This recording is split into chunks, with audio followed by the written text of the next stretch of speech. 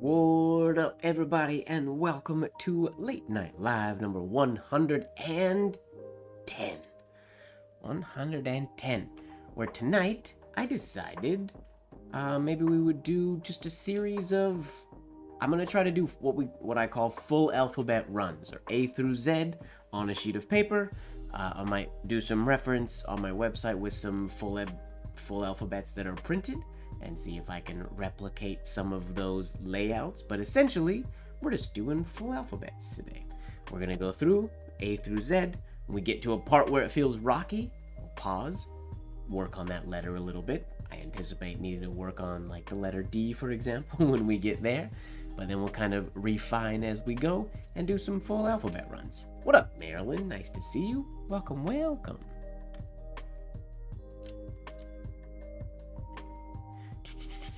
All right, now I have not written at all today, so let's get warmed up. I literally just walked back in the house about 20 minutes ago or so. I've been out and about. Your wrists won't fall off. They'll be okay. They'll manage, I think.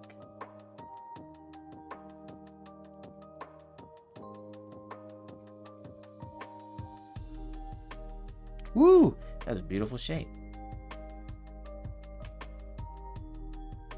I mean, yeah, if you've been working all day and writing all day, exhaustion makes sense. That adds up.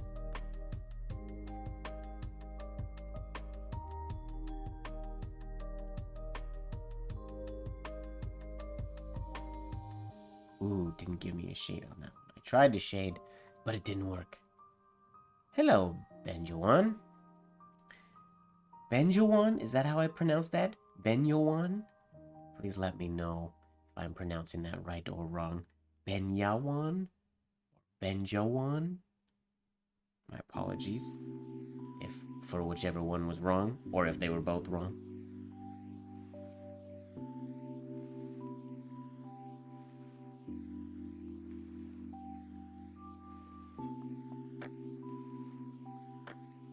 Ah, back in the actual office. Back in the clinic.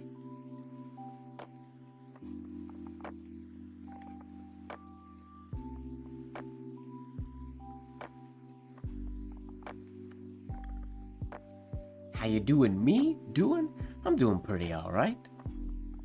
I went and played billiards today with my friends. I don't think I've mentioned this on stream. Playing pool, or billiards, is something that I've been wanting to get better at for a while now. Specifically after the new year, when I was home, I played with my dad a fair bit, and I got into the idea of getting a little bit better at it. So I hit up some friends and trying to see who would be interested in playing pool. And tonight was our first night getting together and played for a few hours some games of pool. What up, Skeet? Nice to see you.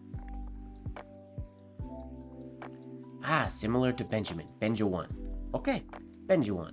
Thank you very much for explaining that. I do appreciate that. I will try to remember that for the future. I do apologize in advance if I forget again, but Benjawan.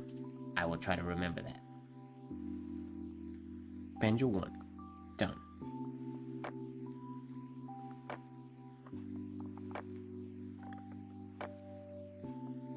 Gotta be super warmed up today if we're doing full alphabet runs.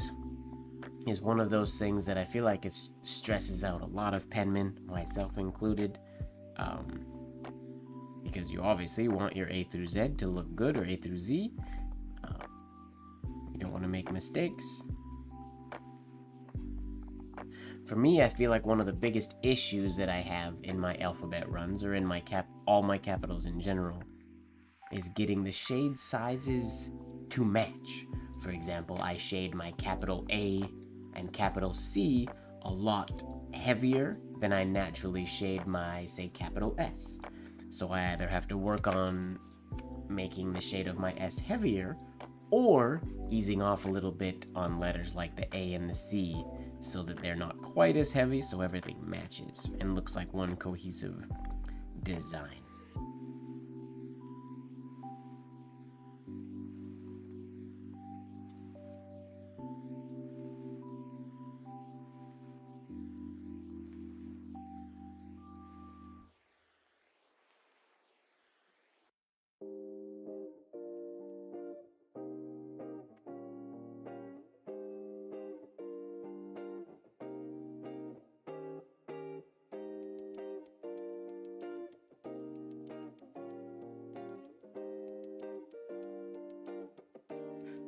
Oh, excuse me, a yawn? You can't be yawning already, we just got started.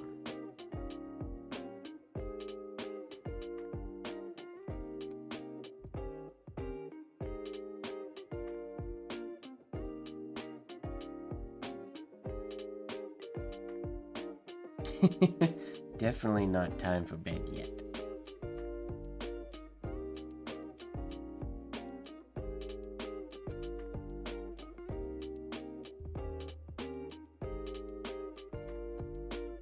Trying to decide if this nib is going to be good or if my hairlines are going to be a little too fine. I might actually transition to white ink today, maybe, in a bit. I'll stick with black ink on white paper for the first portion of the stream.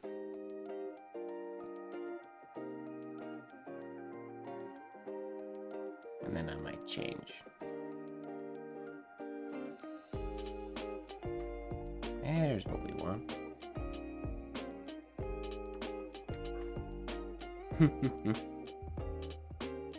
The worst nib, don't use the worst nib. You should always use good tool.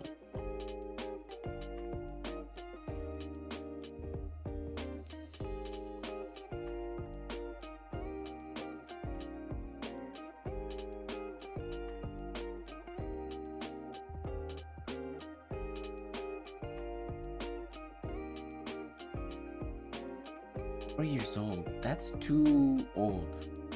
That nib. What kind of a nib is it? That's too old for a nib to be. That nib needs to be retired, probably.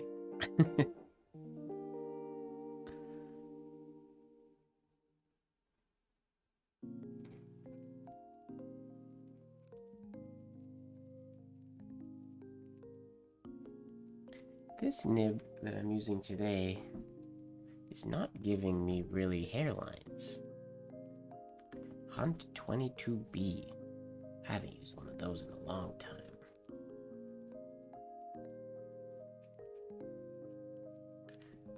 I'm gonna try one of these other Hunt 101s that are on my desk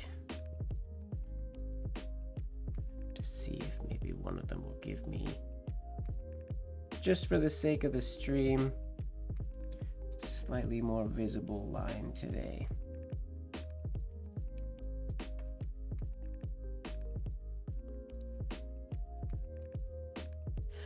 Damn it, Hunt 101. Oh, excuse me. Oi. Yawning already. No good. My apologies. It's a long day for me today. What up, Ojaswinny? Welcome, welcome.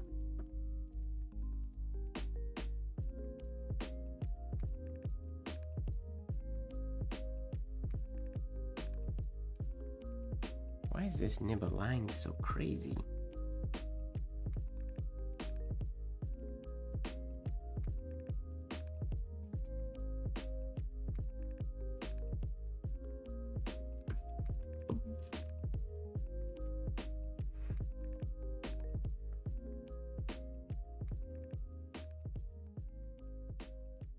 Just giving this nib a little bit of smoothing action before we start writing with it.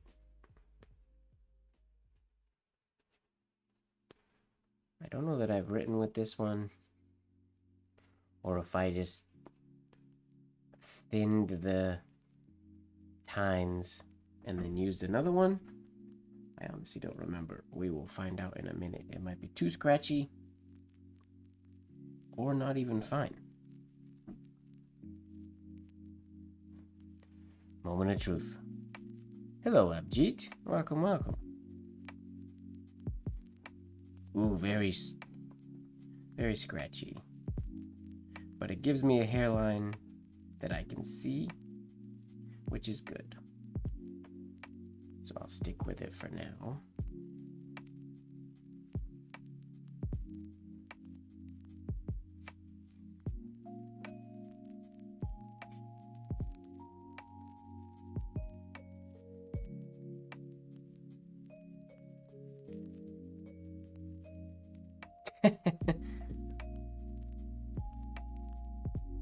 You've had enough dip pen for the evening? You're giving up already? What is this nib?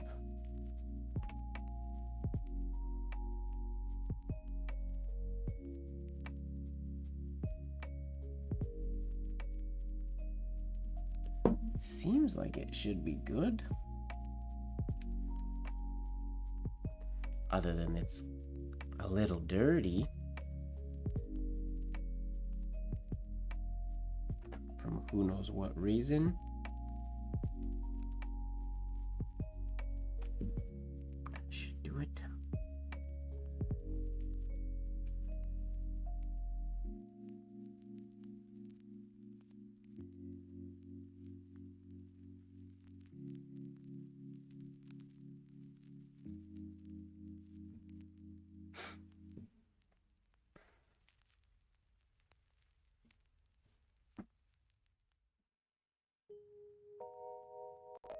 How's this?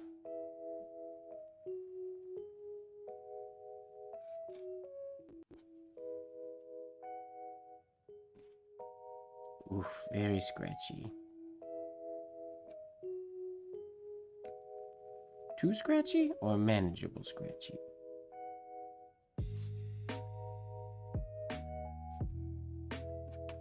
Normally I would have prepped my nib and done all of this before the stream, but I wasn't home.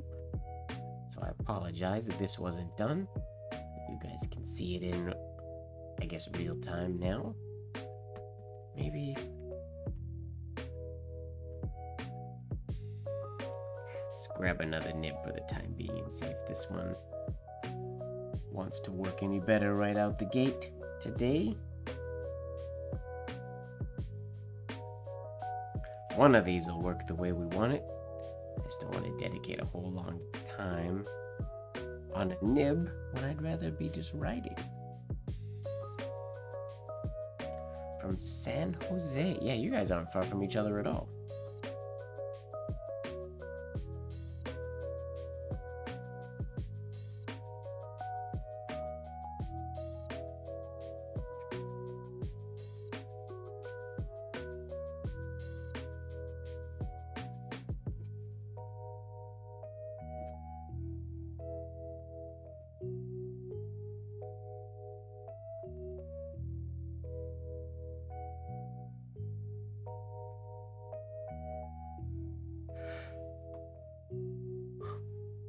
If the paper is feathery, you should just not use it.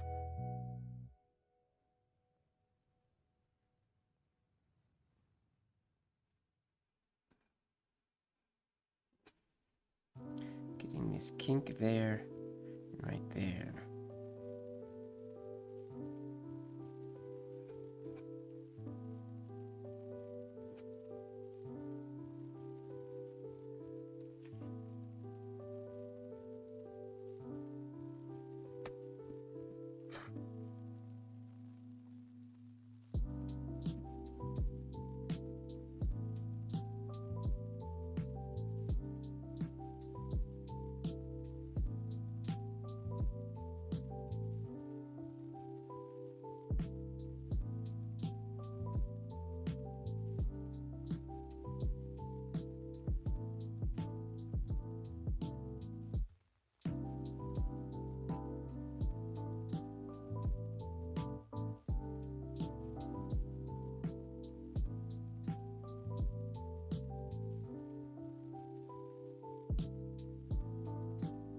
What up, Jay? Nice to see you. Welcome, welcome. Just getting warmed up here. Took me a minute to get... My nib wasn't working the way I would like. And now I'm just warming up to do some full alphabet runs today.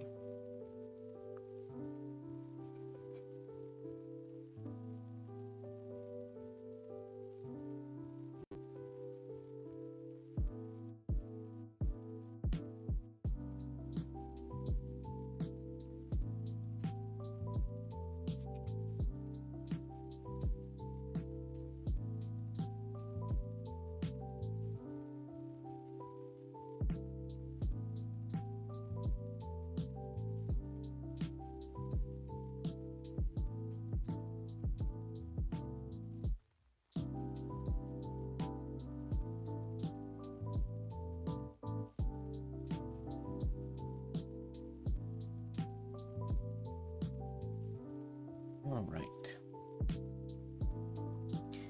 Now, question for you guys. Do you guys have a favorite orientation or layout for full run alphabets? Some people like, what is it? A, B, C, D, E, F, G, H, I, J, K, L, M, N, O, P, Q, R, S, T, Y, and Z, where you put Z on that last line.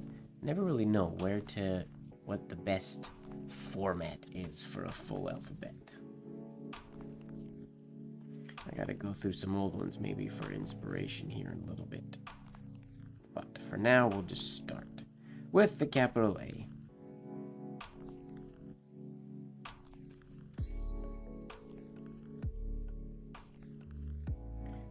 A, then B. I gotta deep dug into the paper right on the first stroke, which is not very awesome.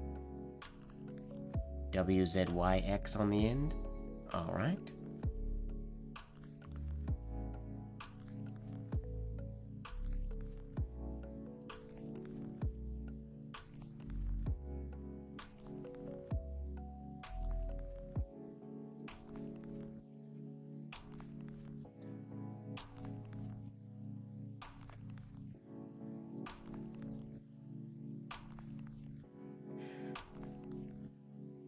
So then there's, excuse me, I'm yawning so much today. I do apologize. So then there's, what do you do it in fours? A, B, C, D, E, F, G, H, I, K, J, H, I, J, K, L, M, N, O, P, Q, R, S, T, U, V, W, X, Y, Z. 3 on the end. I think that's how that's similar to how my t-shirt is broken up. It's close to that. Or do we just do 3? A, B, C, D, E, F, G, H, I. It'll be really narrow and long, I guess.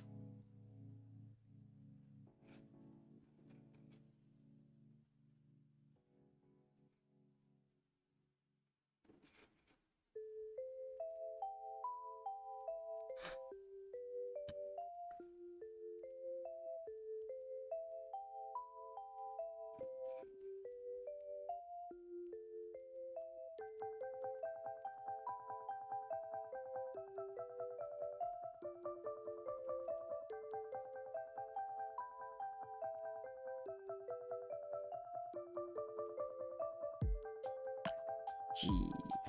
F into G is always a weird one for me. I feel like that's where I should change lines, because the F has the long top cross bit over top. So to make the G, in order for that to overlap, which in this instance I don't want a lot of crossing, the G feels like it has to be so far from the F. So maybe G is where I have to change lines.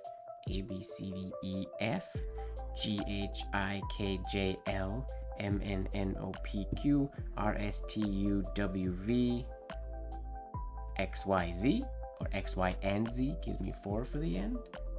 Maybe that.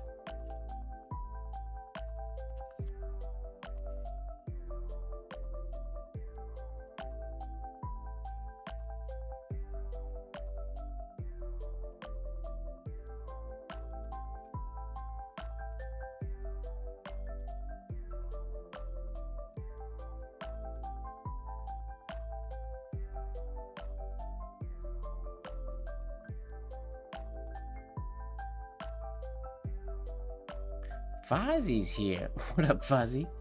I like that when you enter now, it's with that. I made it! I'm here! Well, thank you, Instagram, for reminding Fuzzy.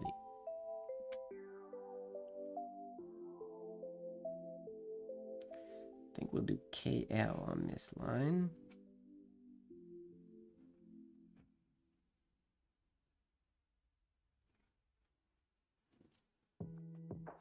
A, B, C, D, E, F, G, H, I, J, K, L, M, N, O, P, Q, R is our next line. L. Now you see the first line, much heavier shades on the A and the C and the E and the F than any of the other letters, so we'll have to refine that in future alphabets.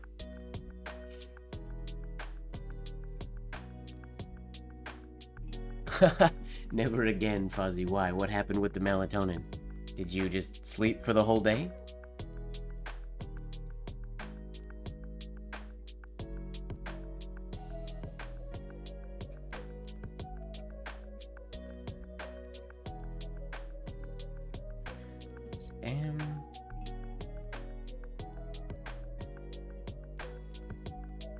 N.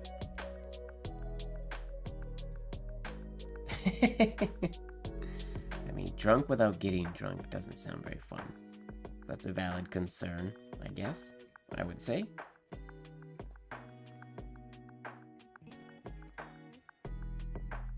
LMNOP.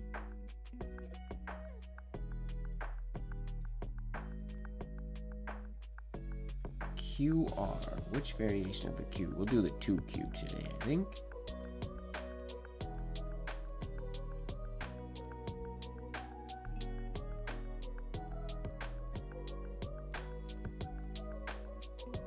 I do that O because it's the easiest of the O's. And it looks wonderful. QR.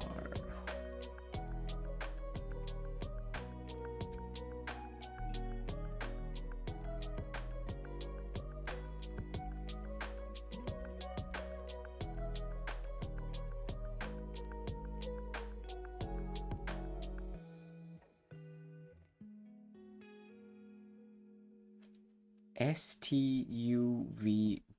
Oh, and then XYZ is at the end. Whoops, I didn't format it very. I guess one of these lines should have been shorter.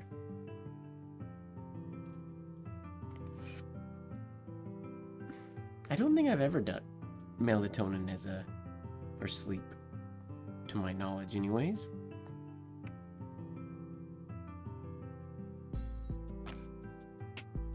Oh, that's a G. Whoops. QRS T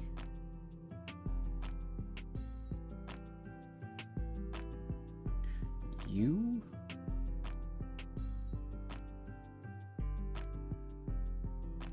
VW.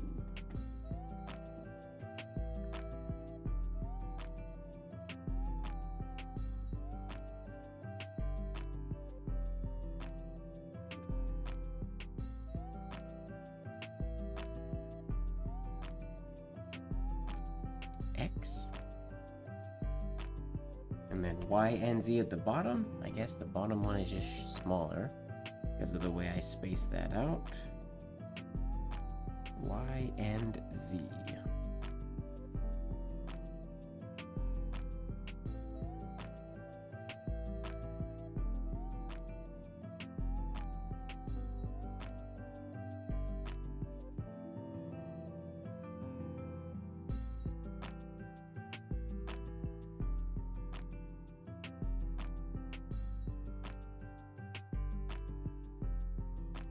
Y and Z.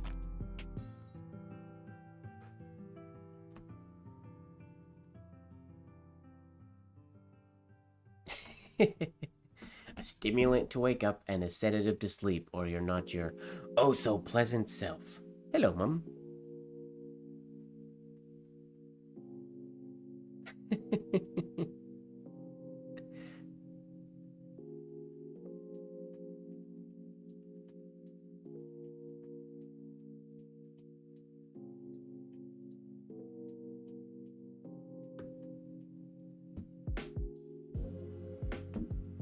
Oh, whoops, I dipped in ink instead of water there. My bad. Alright, so now the question is, how do we make this different? Let's do another alphabet run, because that one was far from perfect. I'm going to load my website here, MrMGWard.com.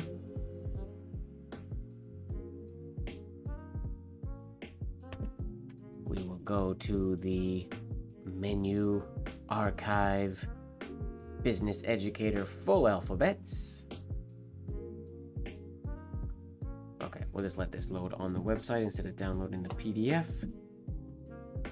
So the way, who's this? This is AD Taylor went A, B, C, D, E, F, G, H, I, J, K, L, M, N, O, P, Q, R, S, T, U, V, W, X, Y, Z.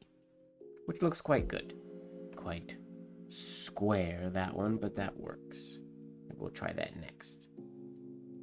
To do it that way, it means I have to make the G after the F. So I'm going to take my F, crossing above. Okay. Can do. Am I picking random? Yeah, I mean, if somebody has a specific alphabet run, or format that they would like me to try, basically my plan for today is to, essentially for the whole day, I just want to do full alphabets. I'm going to start at A, end at Z or Z, go all the way through again and again and again today, and then I want to pause every once in a while, and like I know I want to work on the compound curve and the capital S and things like that, because my S shades aren't as big as I would like them to be. So I'm just, with the goal of full run alphabets, I'm just gonna go through and just keep making them, with the hope that they keep getting better and better, or at least don't get worse and worse.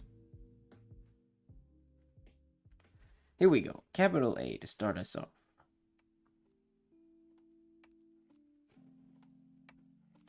Digging into the paper on my A for some reason.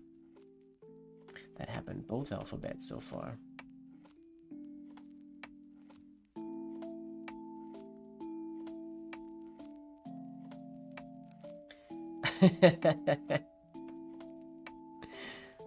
The quick brown fox jumps over the lazy dog, broken up into 3 letters, is interesting. Be fun to kind of do that as connected, like THE, all superscripted capitals, and then QUI superscripted, CKB. Maybe I'll do that later. I like that.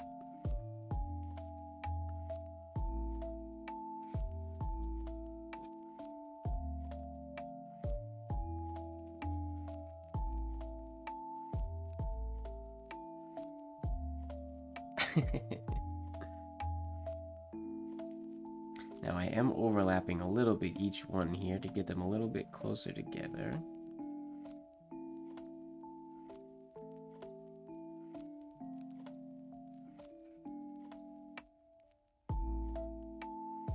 Maybe not the E.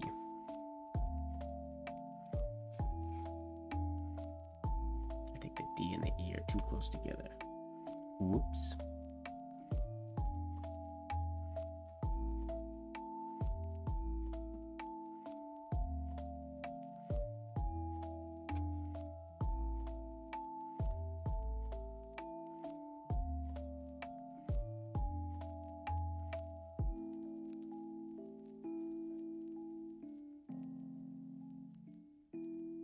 A, B, C, D, E, F, G.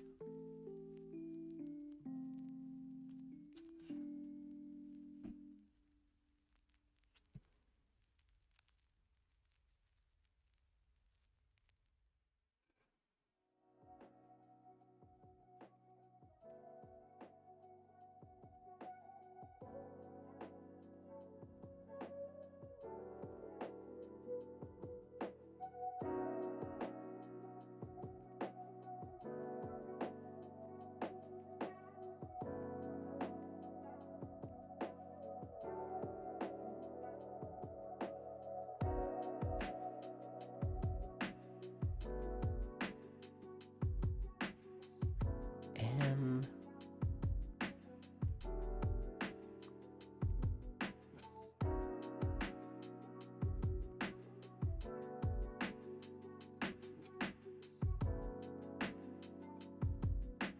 N. And we start our next line with OPQRSTU.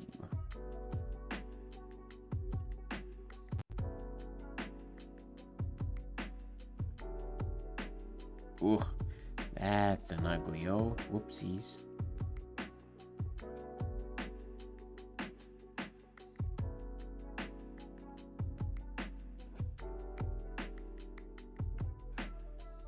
That's a Z. Shoot. Can't win. Oopsies. OPQ. RS.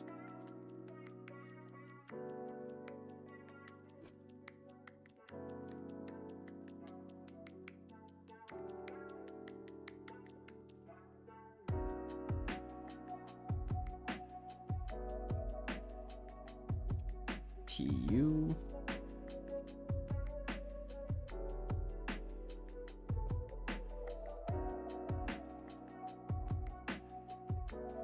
B, W, X, Y, Z. All on the last line. I like that one. That's a good, relatively balanced layout. Might need a little more vertical space. Next one of these I do. Perhaps.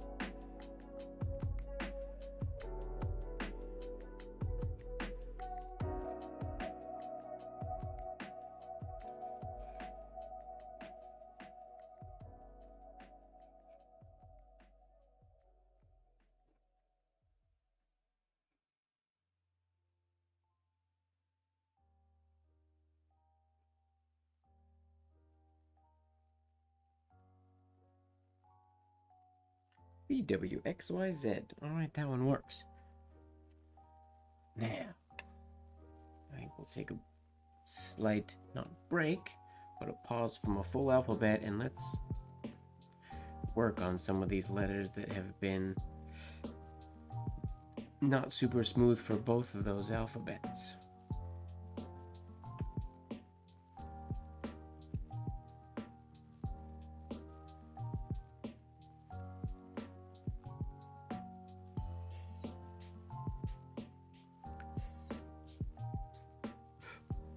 Ooh, stop yawning. I swear I'm not that actually tired. My body is yawning a lot for some reason. I do apologize. Maybe it's the hat.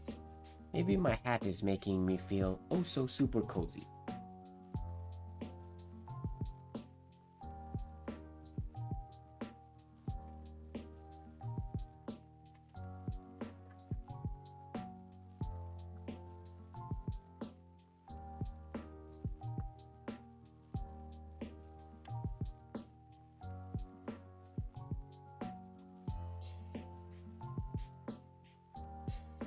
Off it down. I mean, maybe I could potentially use some. I have tea here, but it's decaf, so it's not gonna do anything.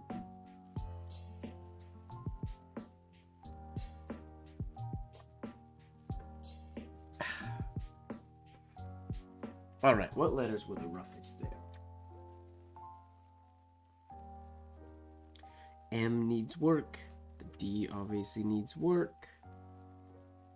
In general, they all need to be a bit smoother. So we gotta pick up the pace a little bit. I've decided that I'm gonna call 2023 a year of no kink tolerance. And what I mean by that is if we do a stroke, say just a indirect oval into a capital stem like so. Like that little kink there, little wobble right there. Unacceptable for 2023. In 2023, we have to go quick enough that things stay smooth and consistent, but don't have any kinks in that line. So that line is super smooth all the way from beginning till end. That's what we have to do for 2023. No more kinks. See, there's a slight weird wobble, and there's another one right there. That hairline.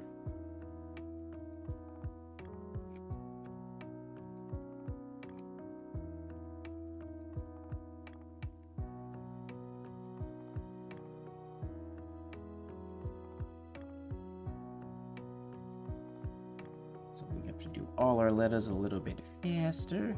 And then our compound curve stem shades are a bit on the rough side tonight. That's this one. Yeah, kink there, kink there.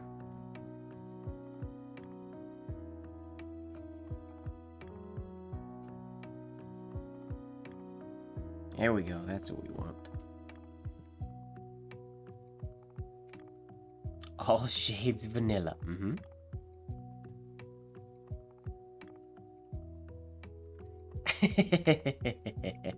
I would assume there's most definitely that it's what she said joke in there somewhere, without question.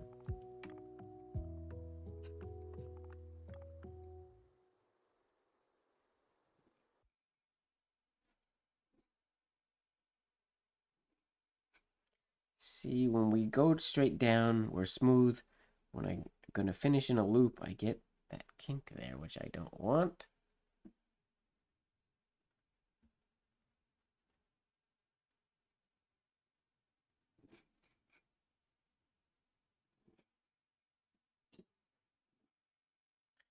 Too slow.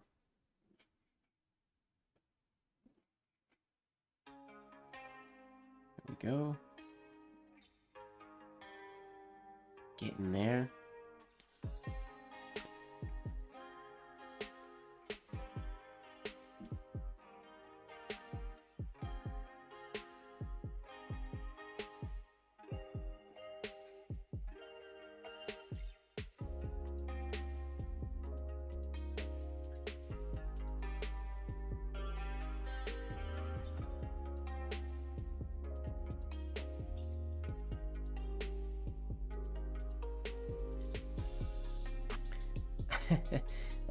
That's exactly what I tell my shades.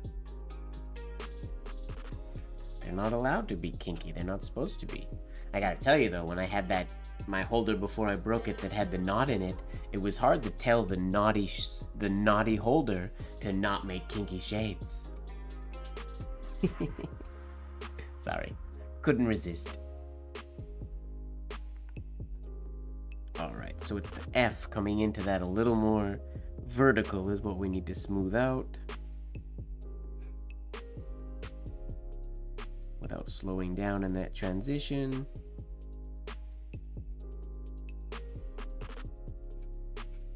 Nope, kink.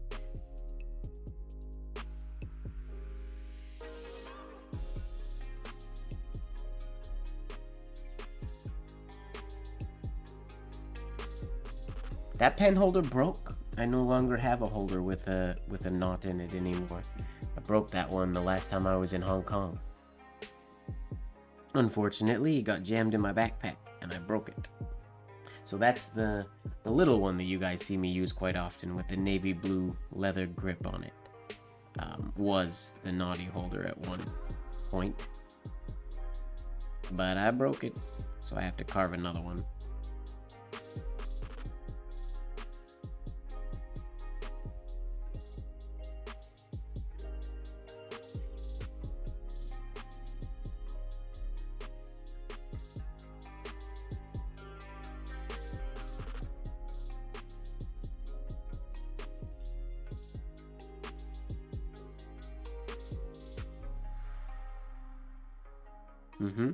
The old workouts. Yep. Where is it? Where did that one even go? It's here somewhere. Oh. Is it in here? There it is. This one.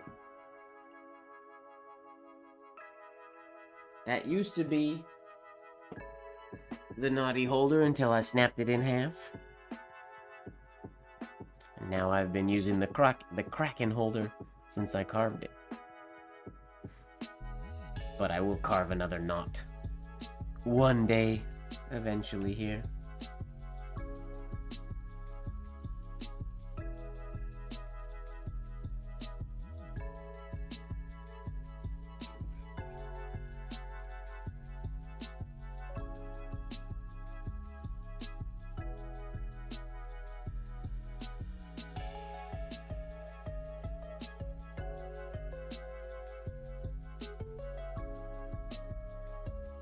This nib is very scratchy.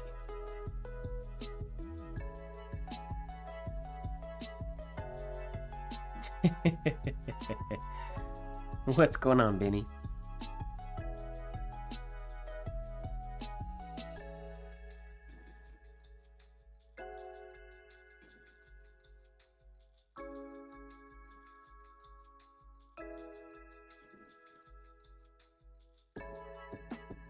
Getting a weird shaped shades on my capital A's, which is not good.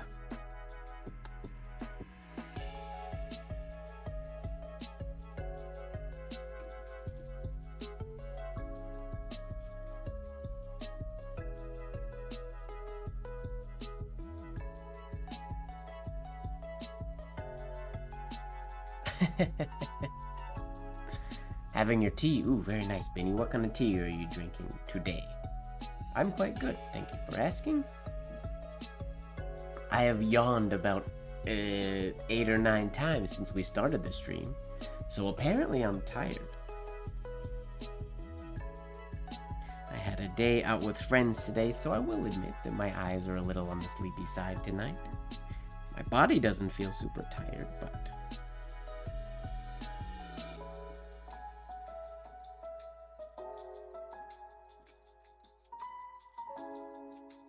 I'm gonna smooth out this nib just a little bit. My upstrokes are a little more scratchy than I would like.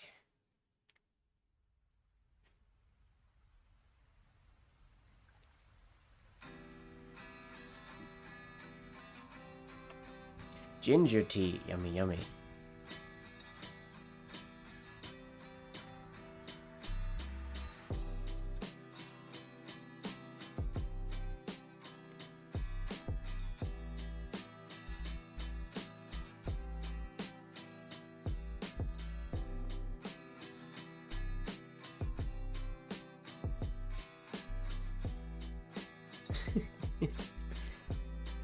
No actually kinky talk, Fuzzy, don't worry. Just me striving for a smooth line and not accepting kinky hairlines. Zero tolerance for kinky hairlines this year, 2023. No kinky hairlines in 2023. We gotta train those away.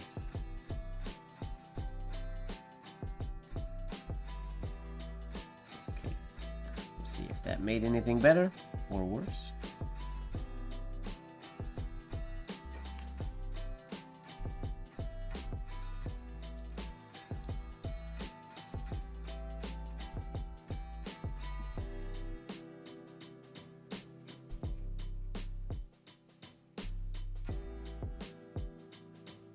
See, there's one right there. Why am I getting...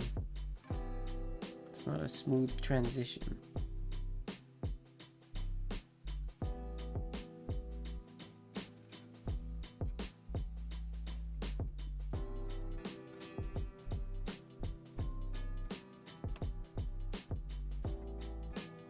Maybe my paper is too angled?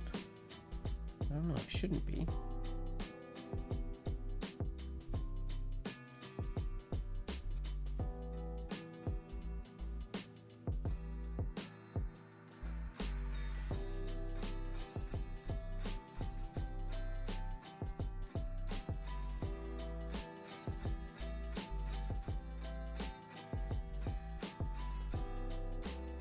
Ginger and pepper.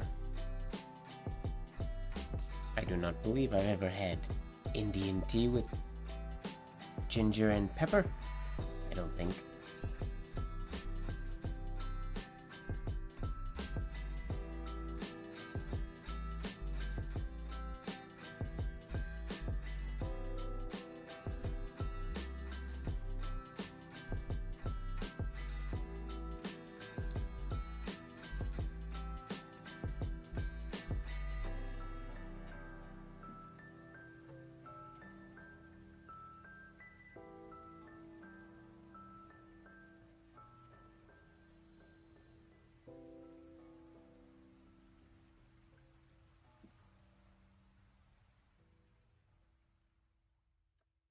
Right, let's go for another alphabet and see what happens.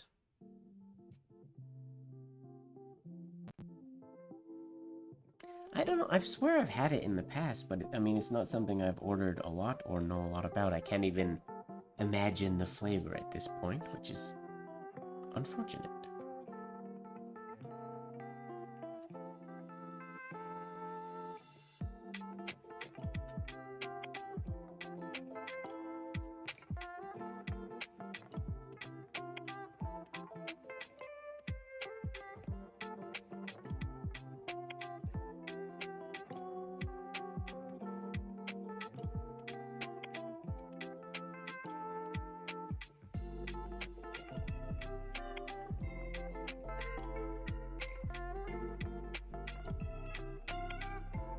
This nib doesn't like the transitions to the upstrokes very much.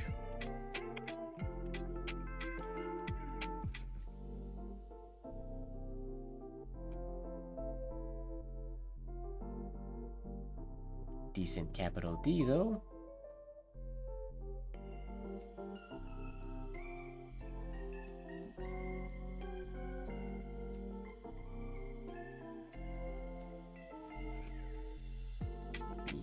D E F G H I J.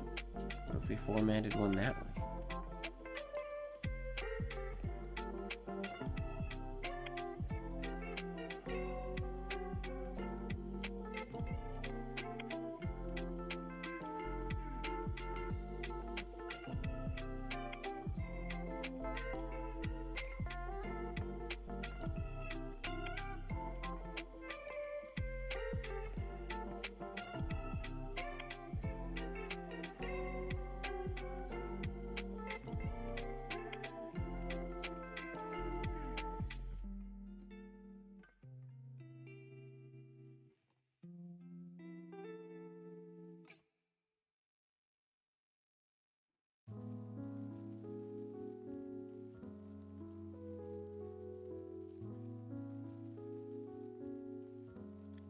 J K L M N O. Sugar-free Red Bull. Also, Skeet's got all the energy in the world today then.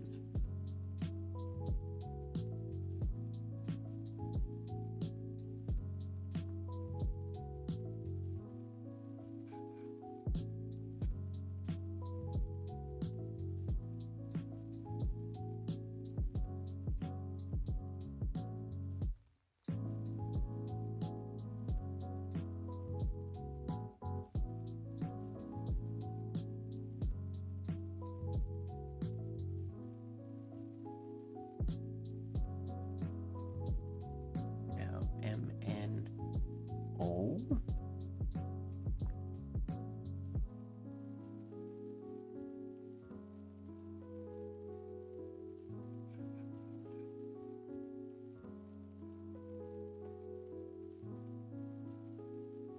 Hello, Tony. Welcome, welcome. How you doing this evening, Tony?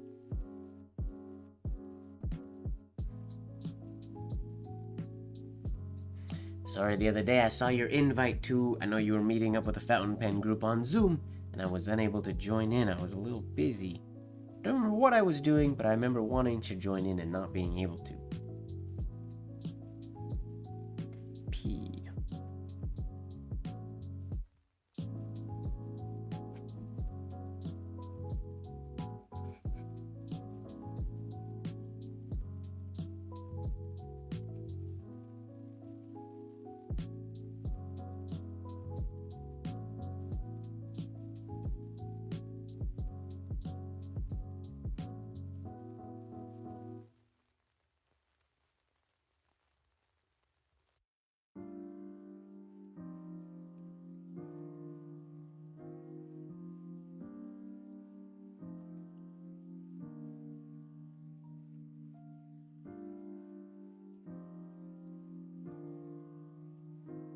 Kinky Red Bull served in Southeast Asia.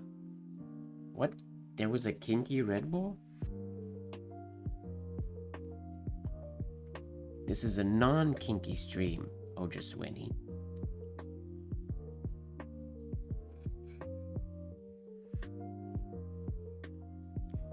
STUVWUVWXYZ. Oh, that's one extra letter.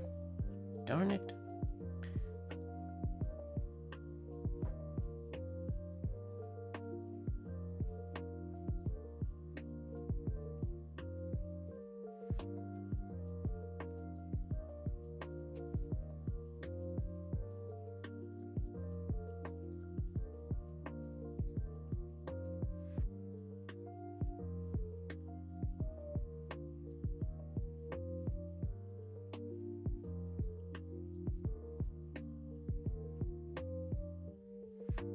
So there's that one. Works in just a block.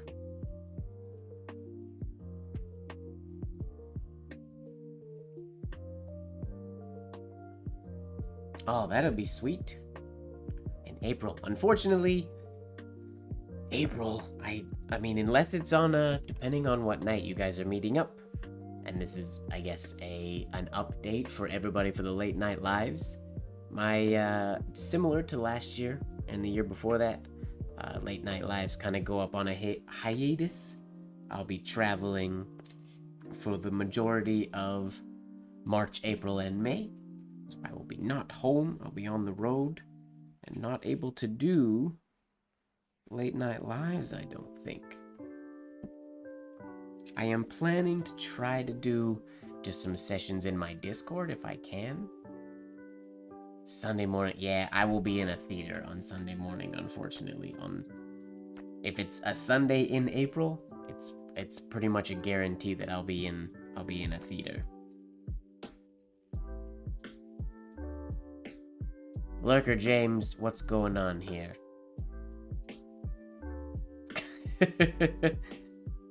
I got nervous for a sec. I was gonna say, ooh, this is the first time we've had a spam bot in weeks, knock on wood.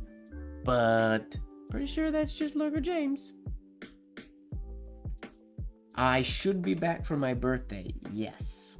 I think I am here for my birthday. I do believe.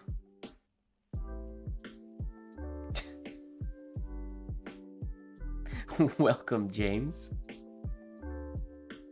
Good evening to you as well. I see you've moved from the dab emoji to singles in your area advertisements.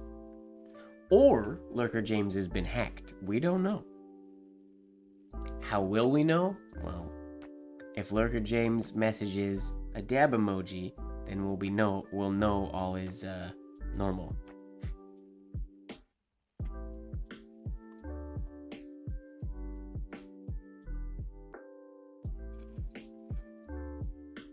Why that little hitch in that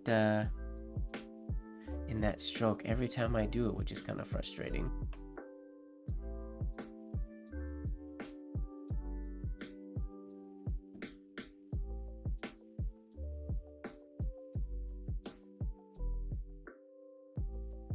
It's the rat tail.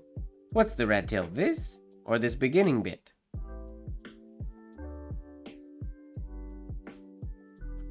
Yeah, it's the going into that shade is not smooth for me all the time, which I'll have to figure out why.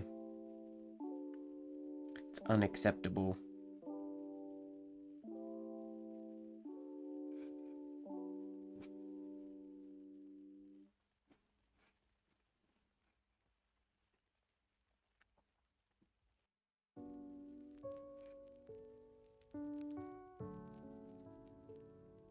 That is kinky. It's true.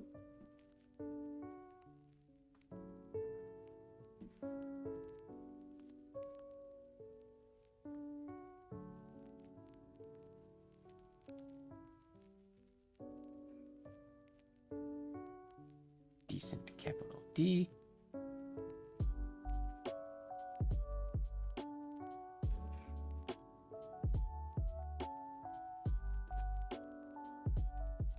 Got too excited on the F shade and made it wonky.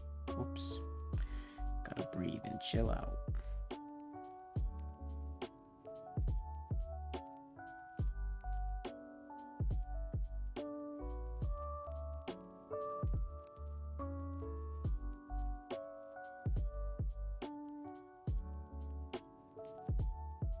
What if I go all the way to H on the first line? A, B, C, D, E, F, G, H, I, J, K, L, M, N, N, O, P, Q, R, S, T, U, W, V, X, Y, Z. That only gives me 3 at the end. Darn it.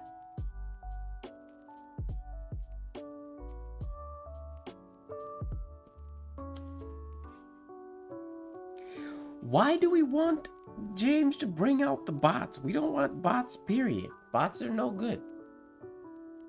I like that we haven't had bots in a long time. That's a good thing.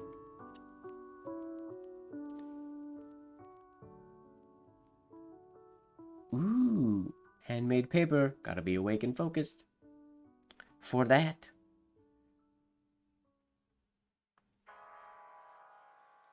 If I put these in the middle.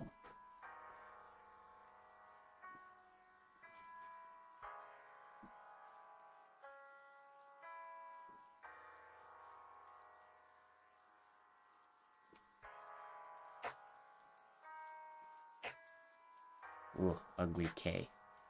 We gotta focus. Oh, I got all the letters in there. Is the order of the alphabet really that important? Nice, James. Yeah, it's not the same as using your cell phone. The PC doesn't have an emoji keyboard like your phone does.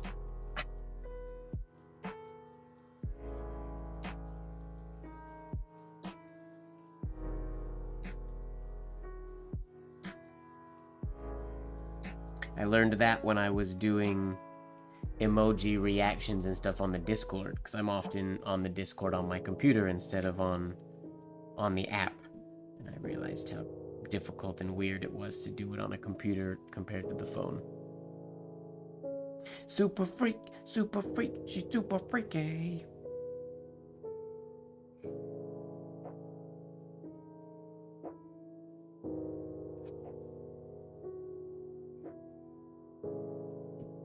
Sure, we'll stop there, why not? This is one that's formatted really weird. It's a good tune.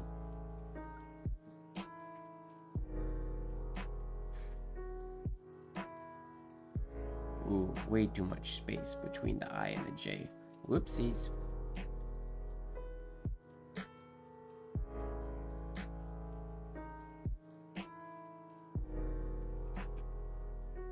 Not holding the paper in place makes that happen.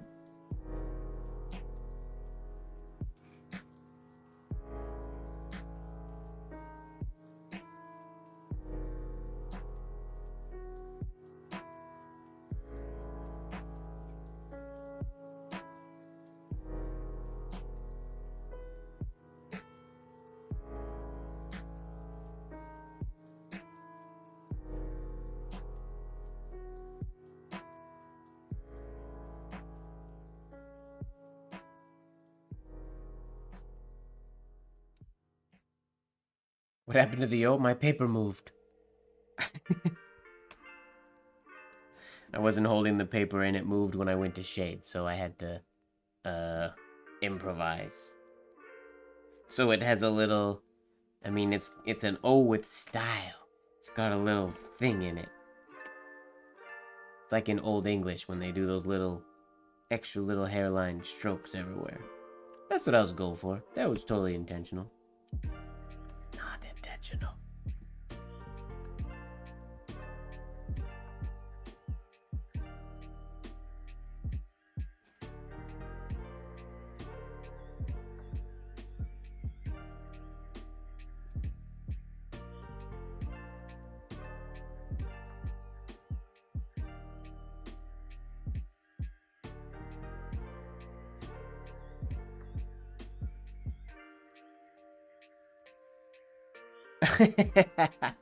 This is the second time I've done that. I did a Z instead of a Q. That's okay, when we get to Z, we'll just do a Q instead. The alphabet is A, B, C, D, E, F, G, H, I, J, K, L, M, N, O, P, Z, R, S, T, U, V, W, X, Y, and Q. Now I know my ABCs. Next time won't I sing with you, because it rhymes with Q. Ta-da!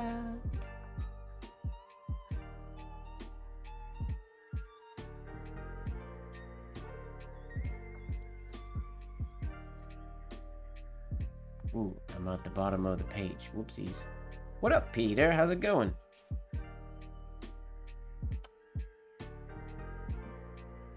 I don't have a line now. Whoops.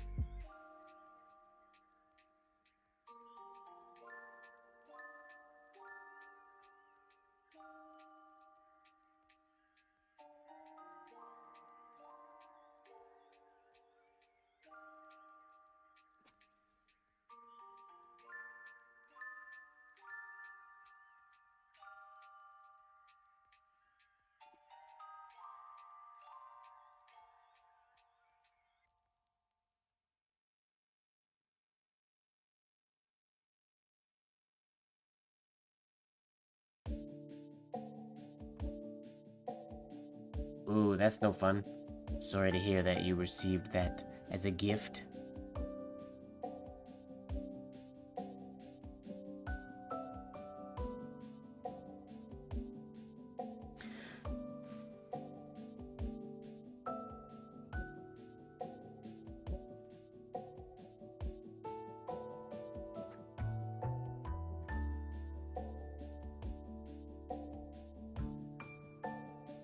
Here we go.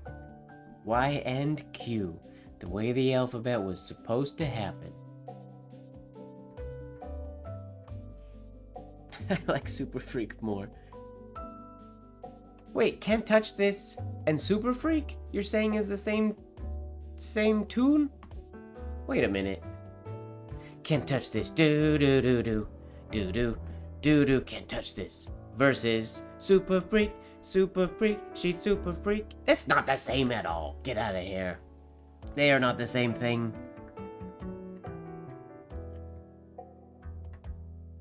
No. No. I won't. I don't believe it. They are not the same.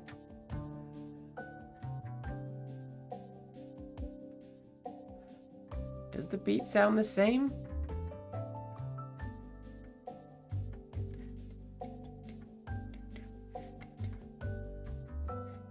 Everything to go. What? I think you're crazy. I don't think they're the same. You know what? Google's gonna solve this for us. Let's go new window. Let's go. Are Super Freak and Can't Touch This the same song? Yep, we're gonna figure it out. Here.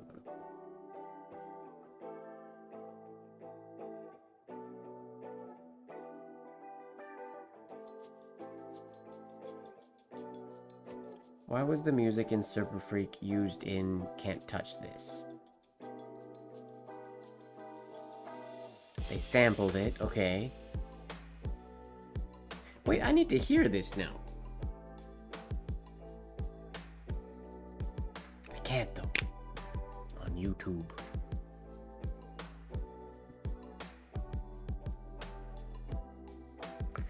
It's our go-to twerking song. What? I'm gonna keep the regular music playing, but I want to play Super Freak.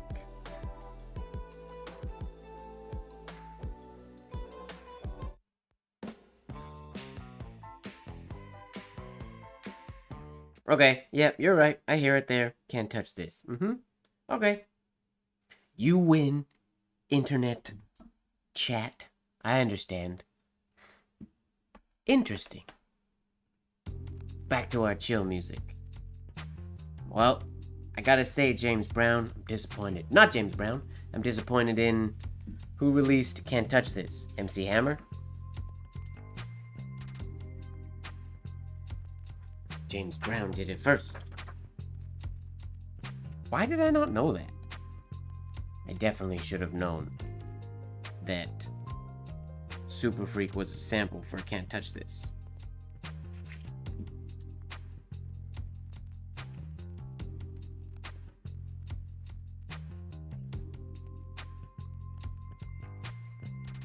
Losers, time to twerk. There will be no twerking. According to ChatGPT, Super Freak and Can't Touch This are two different songs with different melodies and rhythms, although they do share some similarity. Yeah, well, it was, yeah.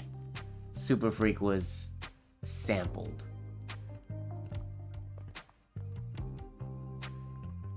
Which I didn't think until I heard that little second snippet of it. And yeah, it's the same thing. But weird. I guess I know Can't Touch This a lot better than I know Super Freak. I didn't think Super Freak sounded like that. Weird. Weird. Alright, let me look at, actually, go to our alphabets here. I'm gonna go to our alphabets and pick another one.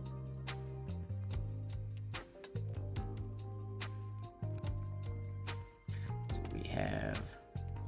What's a good format? See, like, I've always liked, this is an unusual format, doing the, it's all grid until just Y and, I would put an ampersand in the middle, so Y and Z at the end. I like that one. Pick an ugly one? Well, you tell me, James. You let me know which one you think is an ugly one that we should try. I can even try to do the specific variations if you want. Oh, see, look, this one, they managed to get it just like perfectly square. A, B, C, D, E, F, G, H, I, J, K, L, M, N, O, P, Q, R, S, T, U, V, W, X, Y, Z. Oh, so they just squished the last ones. Wait, didn't we do that? Wait, that's what we did.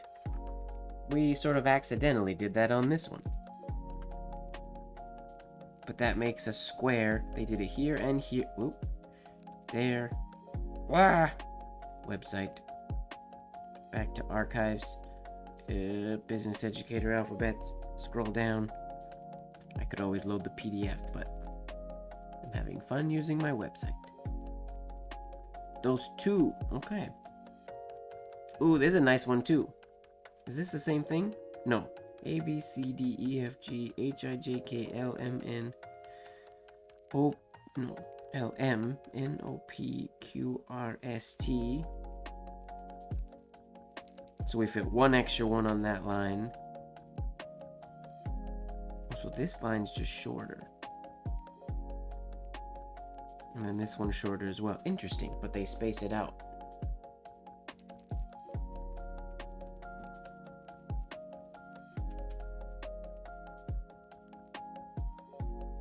I do believe, if memory serves, since my mom has brought up that I did a dance to Can't Touch This.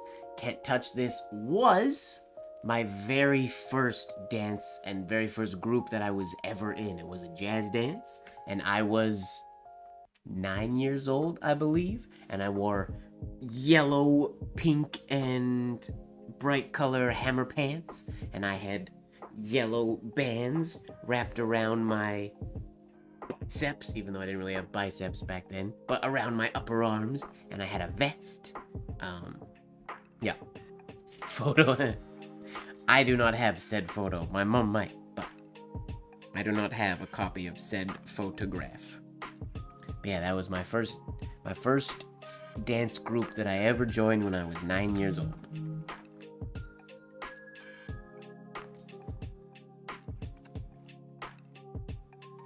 We could do a Twister alphabet. Woo, that's a fun one. Who's this by? AP. Oh, Mube. AP Mube. It's a fun one. Can you guys see that one? What if I go this way? It's probably better. Like so. Did you do the arm hanging on the elbow? Like this thing? No, we didn't do the robot in the routine. Although, in my tap class last week, the song has the lyric robot in it, and I made my dancers in the class go boop boop and pretend to be a robot for 2 counts of a tap routine, just for fun. That is a cool E. Well, let's try this alphabet. If you guys want to try these alphabets as well, I don't know specifically what page this is because I'm not using the PDF. Maybe I should actually just download the PDF and have it instead. Wait, cancel. So then I can tell you exactly what page of the PDF it is if you want to join in. Do the robot like Shakira does.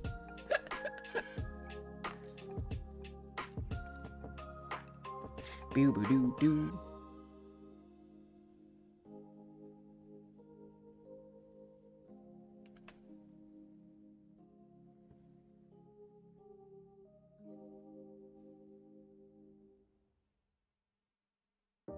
Alright, PDF is downloading.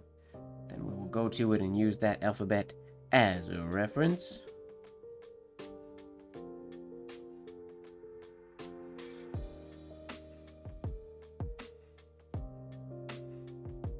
Here we go. Sorry, unorganized today. It's the name of the game.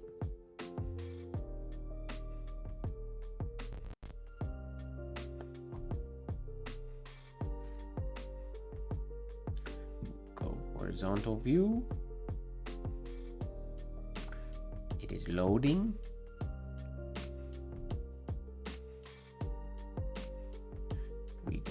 page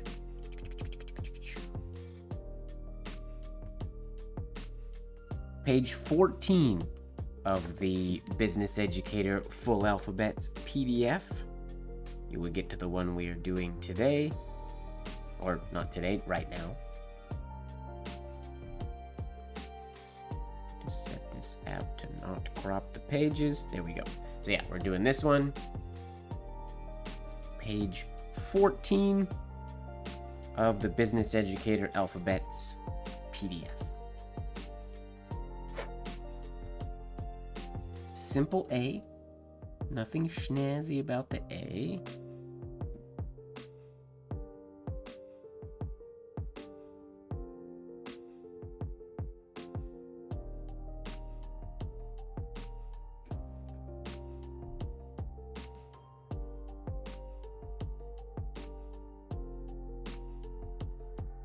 Then we have a B with, oh, 2 loops on the bottom instead of, I usually put 2 loops on the top. But this one has 2 loops on the bottom. Okay. I'm not going to use the exact same, like, weight or, I guess, ratios of letters, top and bottom, as they did, because it's not that kind of a stream. Not trying to replicate exactly, just trying to replicate the idea of this alphabet.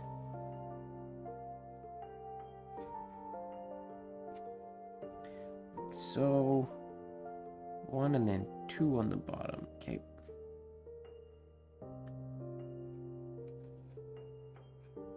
Like so, just a standard C.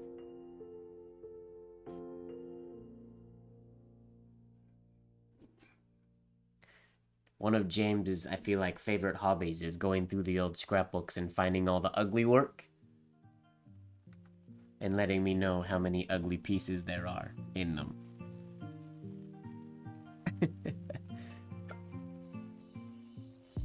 There are definitely some ugly ones, though.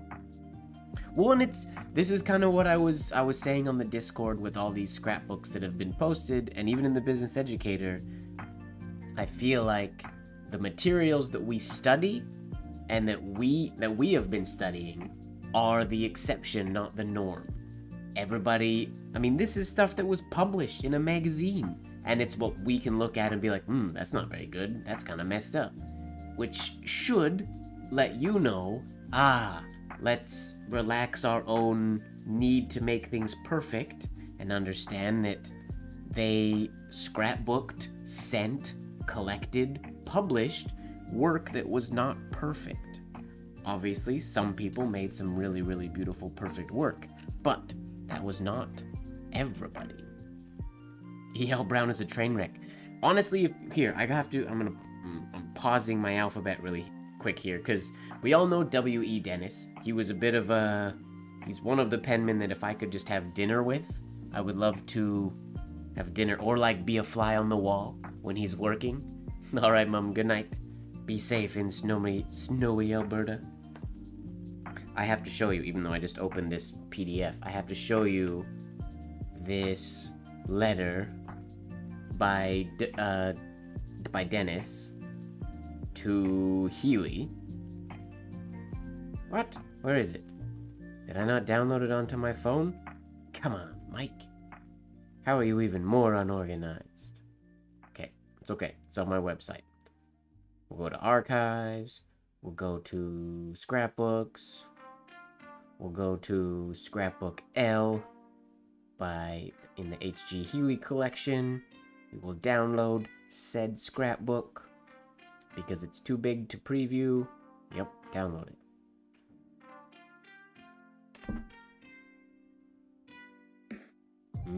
Summer sounds lovely.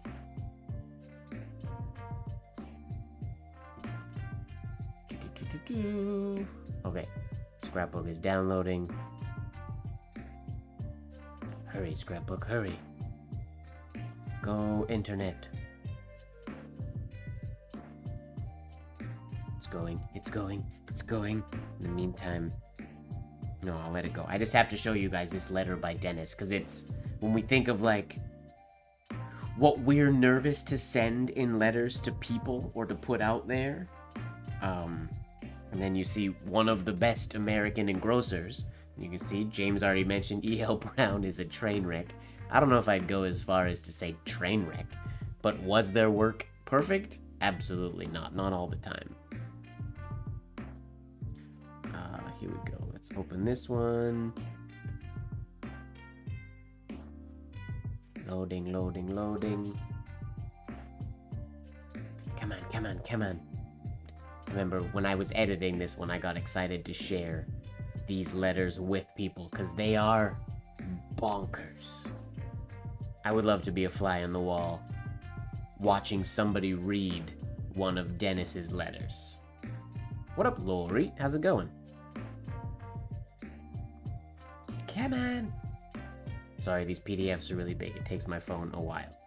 Can't open the book. You're lying to me. Sorry. Frustration setting in.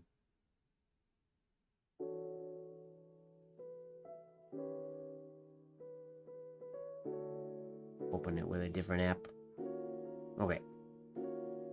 Let me find Dennis's letter.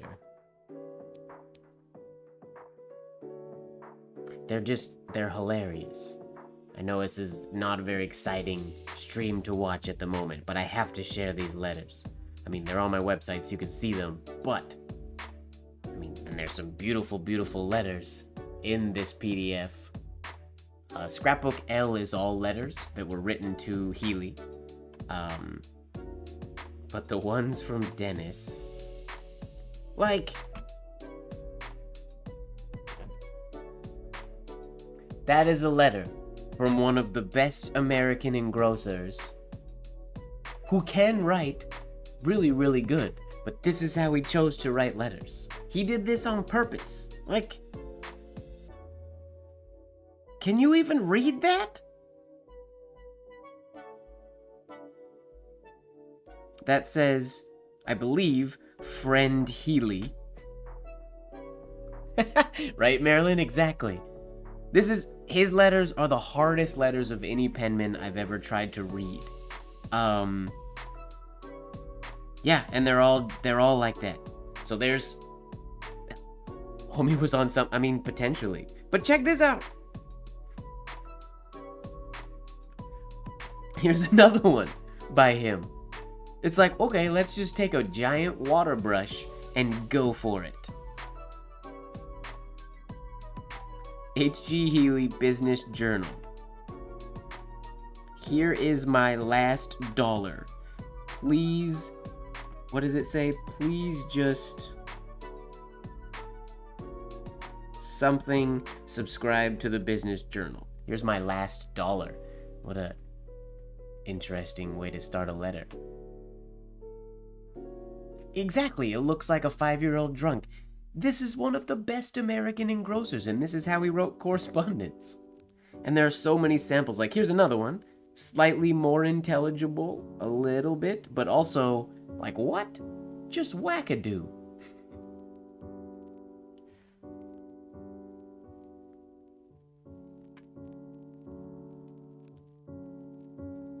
See, that's good, Fozzie. That's, like, this one looks like he did a lot of this type of stuff with really big letters and things like that, but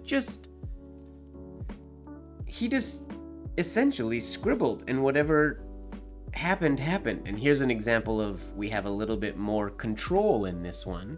He did a backhand script, which is slightly difficult to read, but looks cool.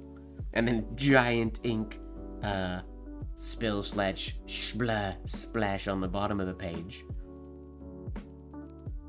Like, it's super cool. If you've never tried backhand writing before, it's pretty neat. It can be difficult to read, but again, Friend Healy.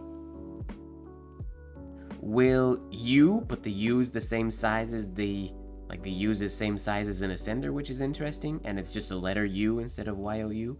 Will you please send me 2 or 3 extra, with an X instead of an EX, extra copies of the Business Journal. I have given away my only one. Thanks, I think. Yours sincerely, W.E. Dennis. Ink is cheap over here. Like, just super fun random correspondence like that. Yeah, that's Dennis. Compared to what most penmen would send back in that day. Super nice, refined letters. Not Dennis. Could he write super finer letters? Yeah, of course. I assume so.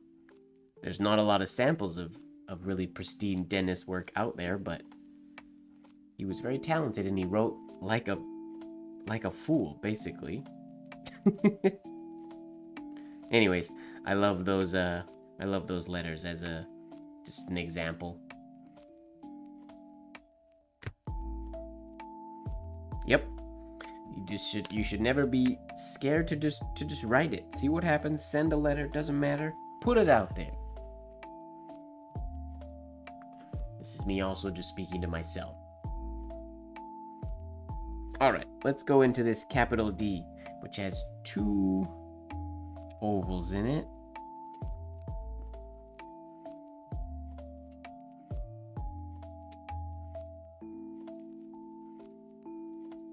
With a really big loop on the bottom. Interesting shaped capital D.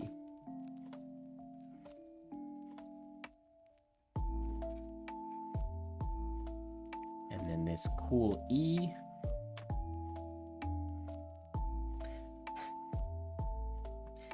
I don't know, Fozzie. Send him one and see what happens. Late Night Wednesday? We don't do Late Night Wednesday. Tuesday is the late night, David. Tuesday. Alright, how do we do this E? Undercurve. And then all the way around. Oh, that's a cool E. I've never done it before, so we'll see how it works.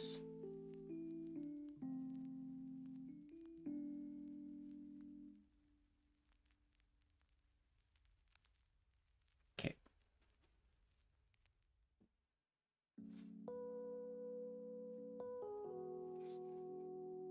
Well, I got caught up there a little bit, but that'll work.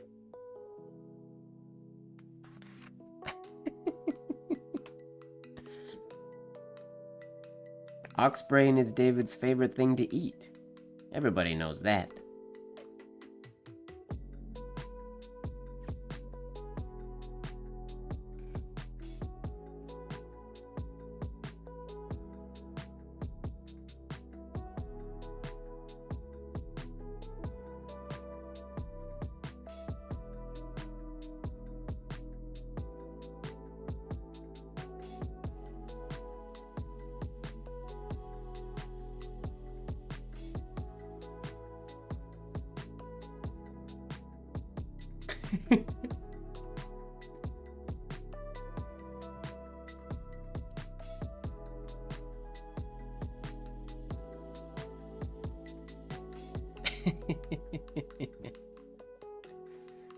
It is a cool G. I like the extra little loop in it.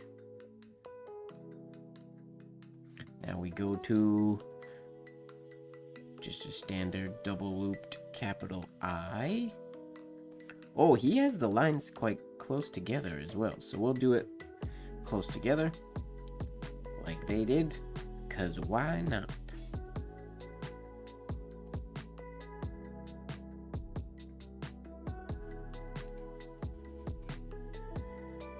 Oof. A little rough.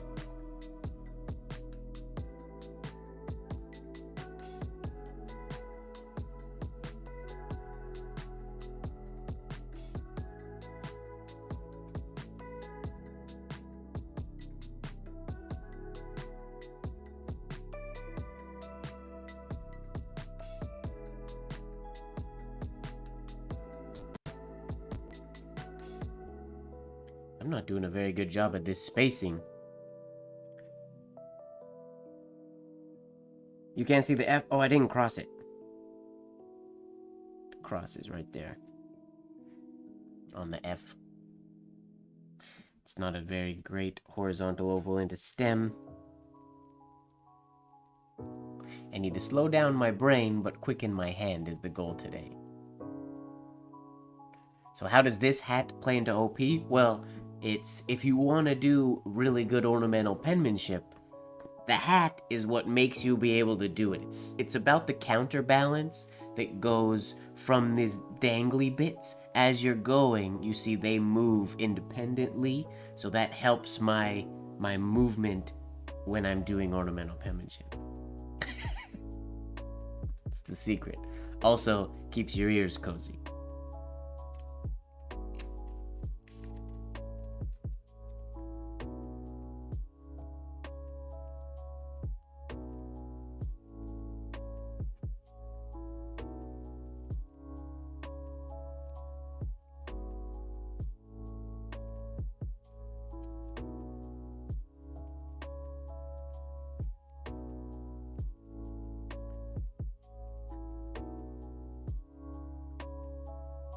Yeah, they're the dangly bits. I don't know what they're called. My favorite though is like the real reason I'm wearing this hat is because I was out with friends. We were at a pool hall and we were playing pool and having a few drinks and stuff this afternoon. But when I'm in an establishment with music and I'm chatting with people, obviously a fuzzy hat muffles what I can hear. And I teach dance in this hat as well quite often, and it muffles. So you have to put it in. It goes into hearing mode, which is like so, which is my favorite way to wear it. This is hearing mode. And when you put it in hearing mode, if we go back to why it helps with your ornamental penmanship, it's like, have you ever seen the tightrope walkers? They hold the bar when they're walking. It helps them keep their balance. Same idea. This widens my head and ear area. So while I'm writing, I'm not gonna tip over and fall. I'm gonna self-write myself a little bit better. It's all about balance, really. It's physics.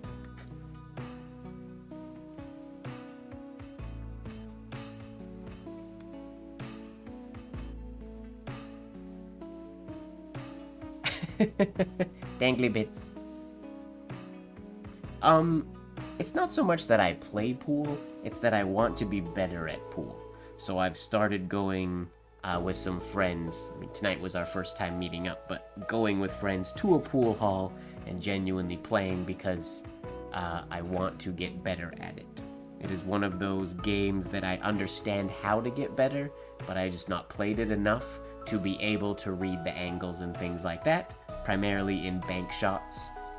And then getting to the point in my own game where I'm setting up the next shots, that's the hard part. Angling and I can sink balls, but when it comes to setting up the next shot, or if I can't make something, messing up the next shot for my opponent, that's what I've been working on. So we were playing a few regular games and then playing some 9-ball, which I never really played 9-ball before, and I like it because it forces you to think and be like clever and smart.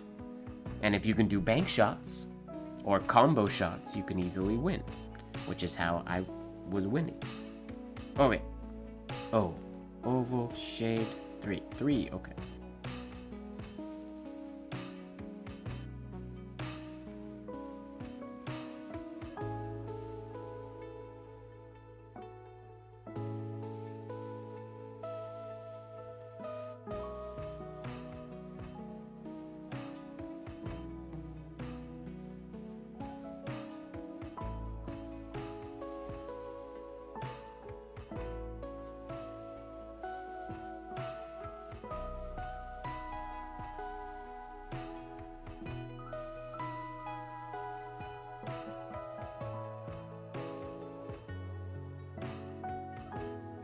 Oh, wow.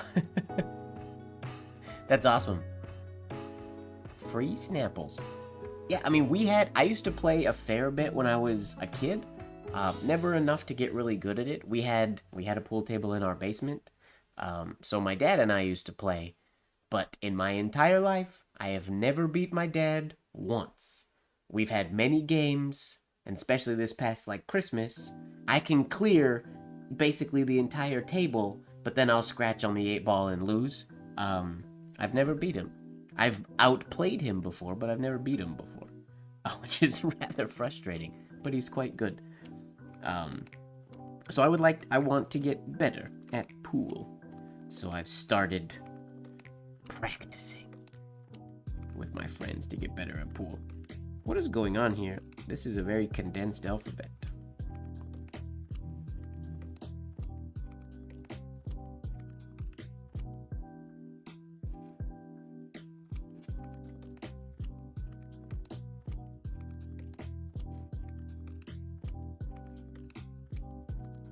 Oh, I'm on the wrong baseline now. I messed that up a little bit. Whoopsies.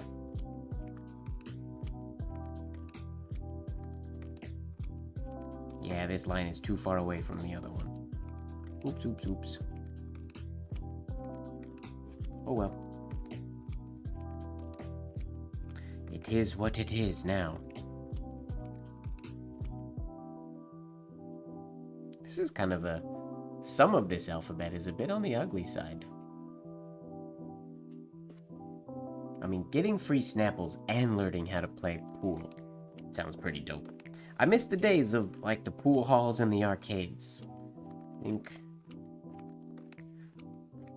I miss that part. I mean, I was from a super small town, so there wasn't a lot of that type of stuff, but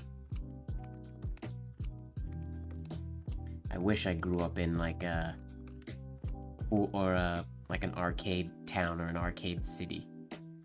Because that's where I would have spent my entire childhood.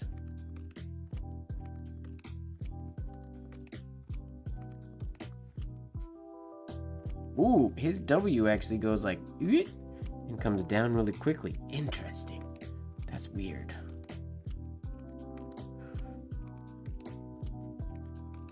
Oh, ugly. Ugly, ugly, ugly.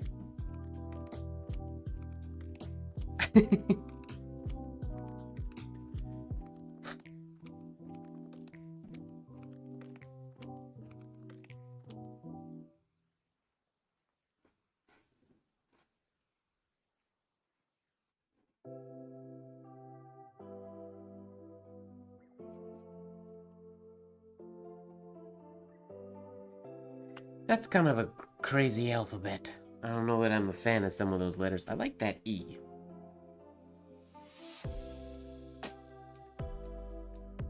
We need whatever Dennis was on. Honestly, when Dennis wrote his letters, Dennis was just in... I feel like this is what I'm doing, and if you don't like it, I don't care. Dennis just did what Dennis wanted to do, basically. Yeah, exactly. Like, Fozzie just sent me... There's another letter by Dennis. Just borderline unintelligible scribbles, pretty much. But that's what he did. And he seemingly... This is another reason why I wish he's one of the penmen that I would love to have met. Not because I specifically want to learn from him, but because he just seemed to have a very interesting attitude. Same with, in a similar realm as Dennis, to me, is FL Tower. Like, FL Tower's flourishing is just like a, well, here's what we're doing. Ugly, not good, not really following guidelines or rules or anything like that. But he just did whatever the heck he wanted to, and it seemed like he didn't care if people liked it or not. And I absolutely love that.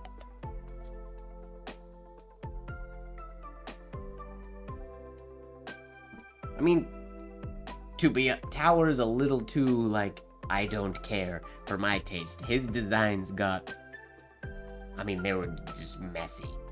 So I'm curious if he was like, because he was good, but if he was good and didn't care, so he was like, well, we're just gonna do this. Or if he legitimately thought what he was creating was really good. I'm curious.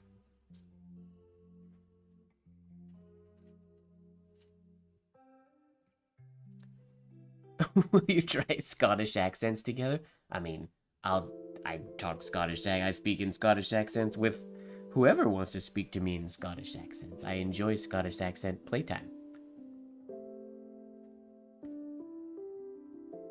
So, and see, Dennis is one of the ones where I could definitely see that. Whether he just did it because he wanted to annoy other people or just to see how unintelligible or illegible he could make a letter. Tower stuff is just so ridiculous. It breaks so many of the, not rules, but rules of flourishing and ornamental penmanship and stuff. It's just completely out there. And there's not a ton of his work out there. There's not a ton of, I mean, there's very few samples of really good, refined stuff, other than, like, engrosser script stuff in that realm.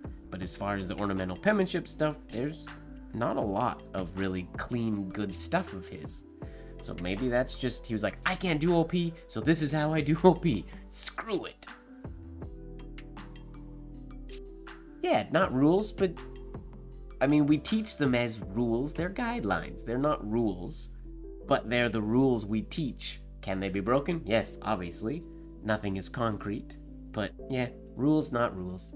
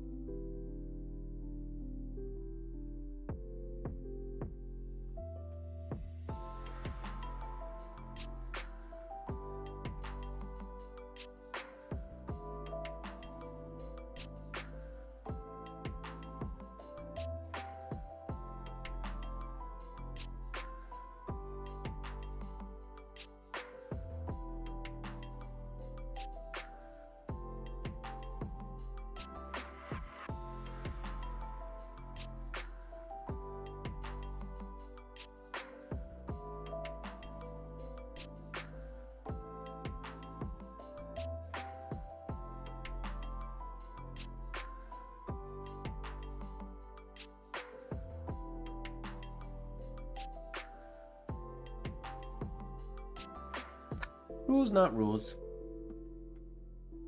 Oh wait, I wrote that wrong. It's not rules, not rules. It's not rules, but rules. Whoopsies. Let's do that again.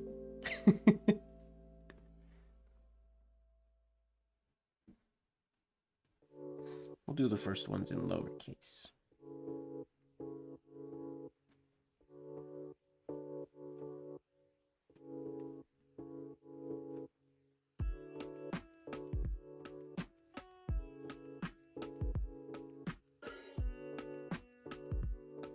Not rules.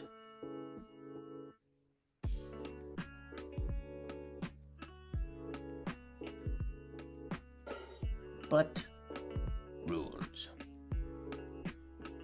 Nice superscript rules.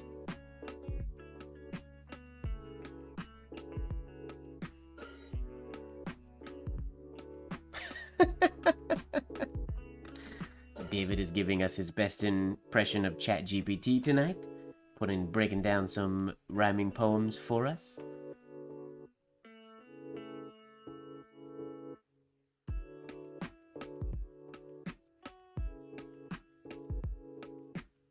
Ooh, rough stem.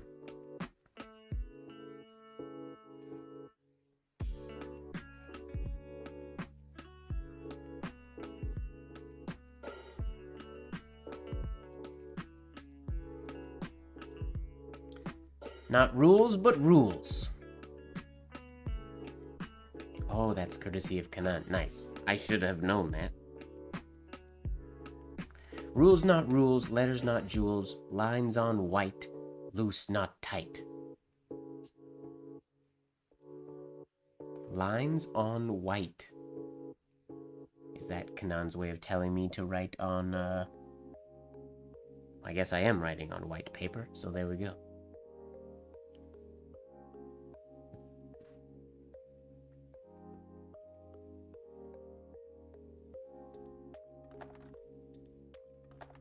They'd win. Sorry, I'm just going back. I see that previous comment.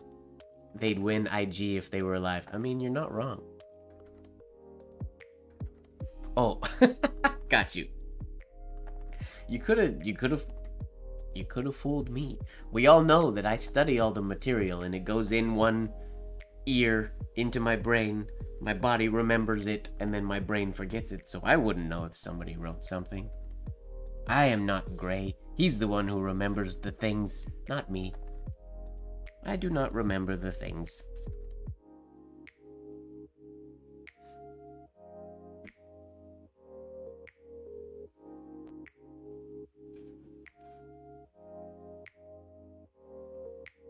Ooh, what's going on there?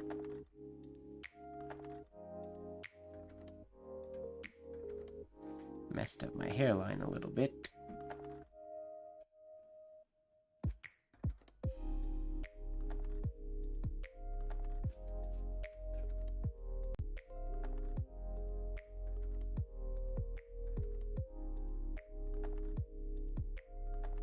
Oh, my OBS disconnected there for a second. Hopefully we're still going and good. Fingers crossed.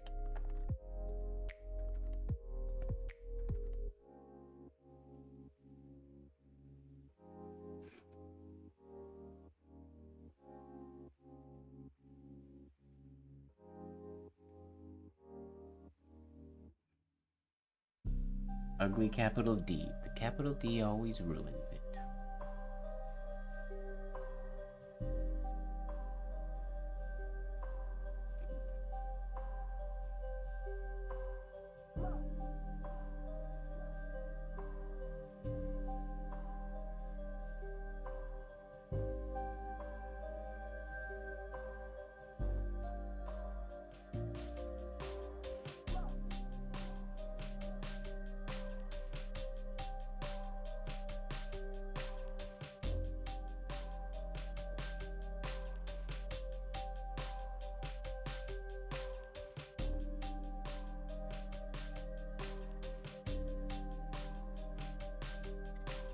Carvings or video games? No, I've been primarily prepping to go on the road with the dance competition, so I haven't really done any, I haven't been allowing myself to play video games.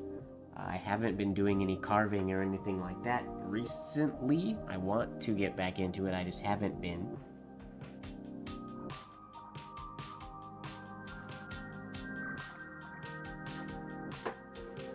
The main thing I've been doing is, well, writing letters, because it's February and I have to write 28 letters, and it's now the 28th day of February, which means I'm behind, so I have to play catch up. And then aside from that, I've been doing, as I mentioned in the beginning of this stream, kinky lines. Kinks in my lines, hiccups and hitches in my hairlines are no longer acceptable. So I'm going through sort of from the beginning and putting in genuine work to get my entry hairlines in my focused practice sessions. Well, consistent, you can kind of see how we go from like lighter shades, and as we go down the page, the shades get thicker, and then they go back to lighter again, and then they get thicker again. So I'm training to actually control specifically the weight of shades and things like that while I'm writing, and to maintain a super smooth line all the way through. That's been my main thing that I've been working on, not a whole lot of extra fun carvings or things like that, unfortunately. Less exciting but dedicated work that I've been putting in, I guess. Who will plant sit? That's a very good question. I do have to find somebody to watch my plants for a couple months.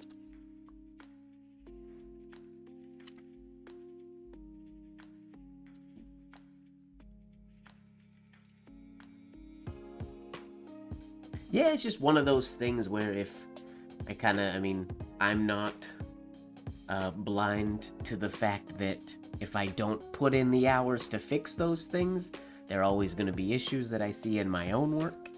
And I don't want those issues to be there. It's not about my work always being perfect, but I really like when my work comes out nice, and I'm capable of doing nice, really good work. It's just not as consistent as I would like it to be. And doing those type of repetitive actions and focused, not when I'm streaming, not when I'm listening to books, but actually focused training and practice, is when that growth shows itself or comes about. So trying to do more of that type of practice. Also doing that before I go out of town for a couple months and won't have a lot of time, unfortunately, to write. Potentially a little bit here or there in my hotel room, but probably not a lot. Once we get into mid-March, April, and May, writing will be few and far between, unfortunately. I'll bring my fountain pens and do probably business penmanship practice and lowercase practice in the hotels and whatnot when I'm on the road, but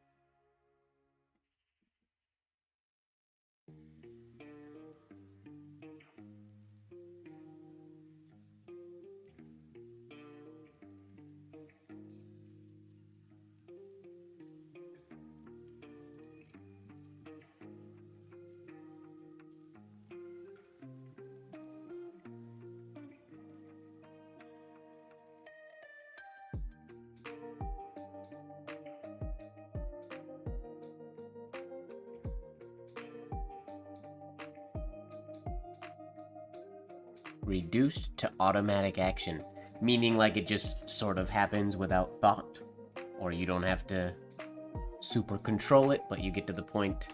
I guess I kind of think of it as, I don't do salsa or anything, but a number of years ago I was in a show and I had to do a salsa duet with, salsa, it was choreographed salsa and whatnot, but I had to do a salsa duet with my partner, and the person who was teaching us, after he had to leave, essentially said, don't practice till you can do it right. Practice until you can't do it wrong. Which really set that sort of little hook in my brain, so that's kind of how I think of things now. And if I'm being 100% honest with myself, specifically when it comes to penmanship, you guys all know I like the playtime. I like to play and I jump around in my session. Even tonight we're doing letter and letter. It's not super dedicated practice. I like to play signature writing and all that kind of stuff. Getting good at signature writing doesn't really help me with consistency because I'm always doing and experimenting with other weird connections and throwing curves in where I normally wouldn't and stuff like that. So the base forms, putting in those actual dedicated hours of practice, is something I've not done a whole lot. And I'm not really sad that I haven't done it. It would have been nice if I did more of it, but if I did that, I wouldn't be the penman I am today, I don't think. I wouldn't have the approach that I have, and I wouldn't enjoy it the way that I do now, so that's what we're doing. Oh, good night, Marilyn. Thanks for hanging out. Enjoy your time back in the, you don't call it office, in the center? What do you call where you work? Hospital. In the center? Call it center. In the clinic! There's the word that I was trying to find. Have fun in the clinic.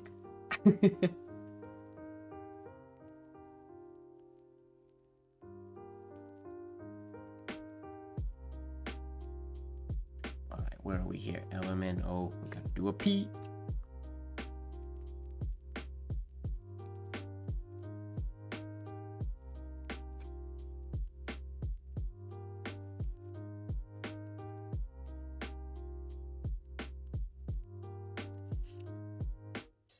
Thank you very much. I still have some more late night lives. I think we still have next week.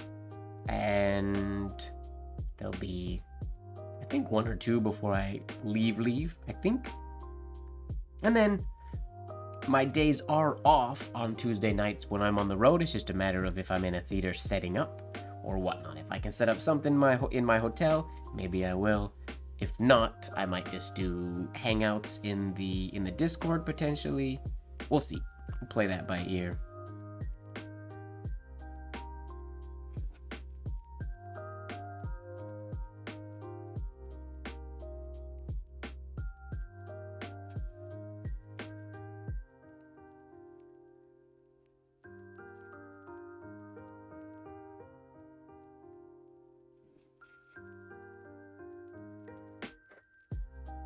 Good night, Marilyn. Sleep well.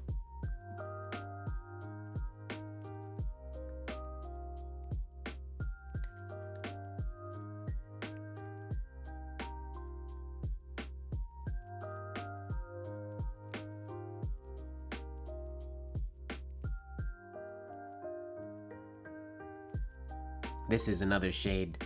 This one right here, the compound curve that continues into horizontal oval. That's one that I need to make bigger because I like making my O shades and whatnot this size, but I have a very hard time making my S's and my compound curves that continue those shades big enough to match my A's and O's and capital E's and whatnot and stem strokes. So that's one that needs a lot of dedicated time and practice to get comfortable with it. Fountain pen sessions will be fun. We did a few before I went out of town last time. In business penmanship specific ones.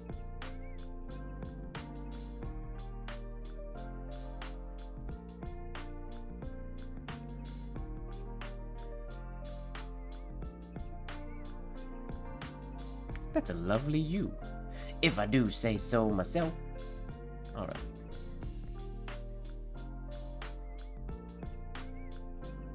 I mean, that's a good sized shade. It's just a matter of, like I said before, if it's gonna be small, I want all my other letters to be, I want it to be small on purpose. I want to be able to make them consistently bigger and nicer, and then when I reduce the size, that's an intention. So I can kind of sit down and set up to write when you say, cool, my shades are gonna be 1 millimeter, so they'll be super delicate and intricate, versus if I go, my shades are gonna be 2 or 2.5 millimeters, then you're really going for big shades and whatnot. It's that level of control is something I really want in my own writing, and I have it to a degree on some strokes, but not all of them yet.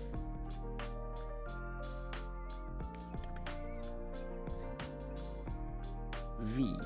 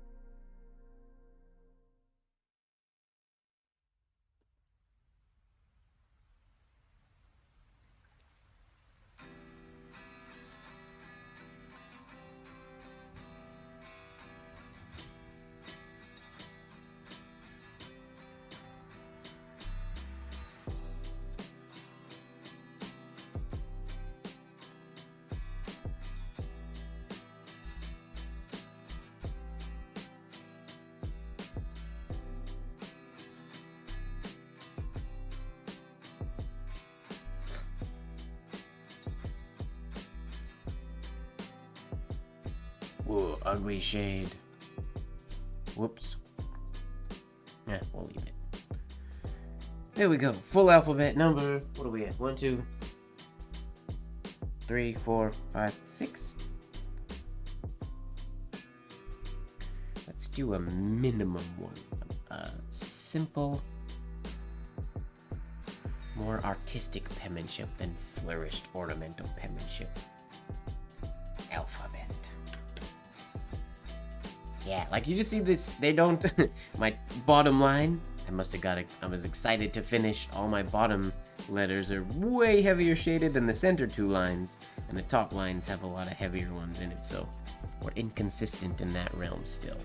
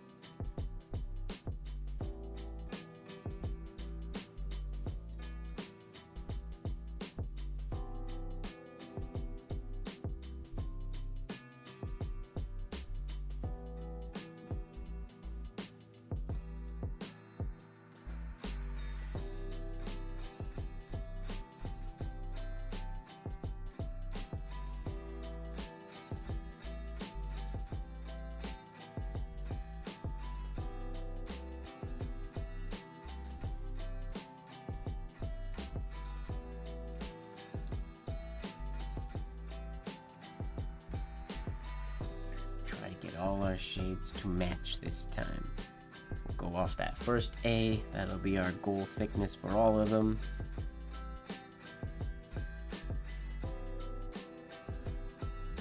A little heavy on the C. Chill out, Mike.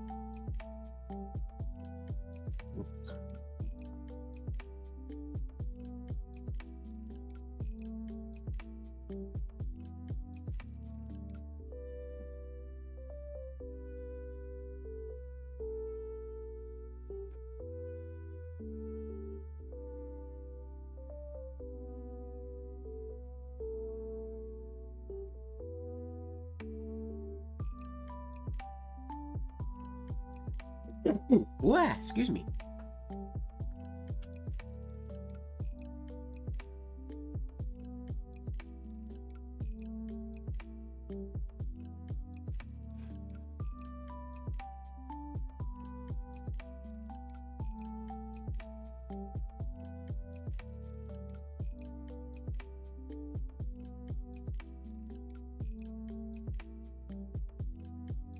You caught a G.W. Michael quote to run by me. Alright, let's hear it.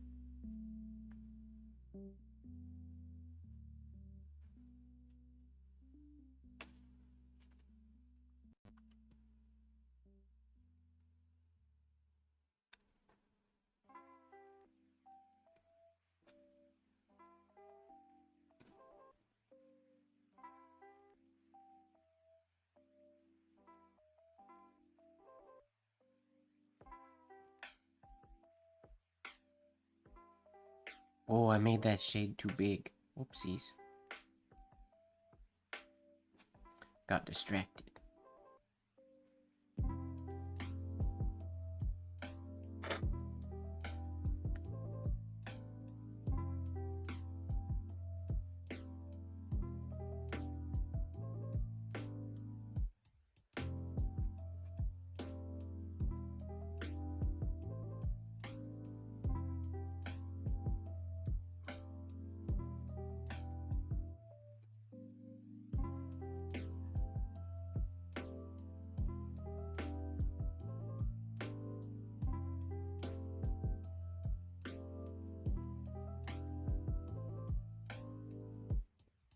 The C and the O accidentally went too big on those two. Whoopsies.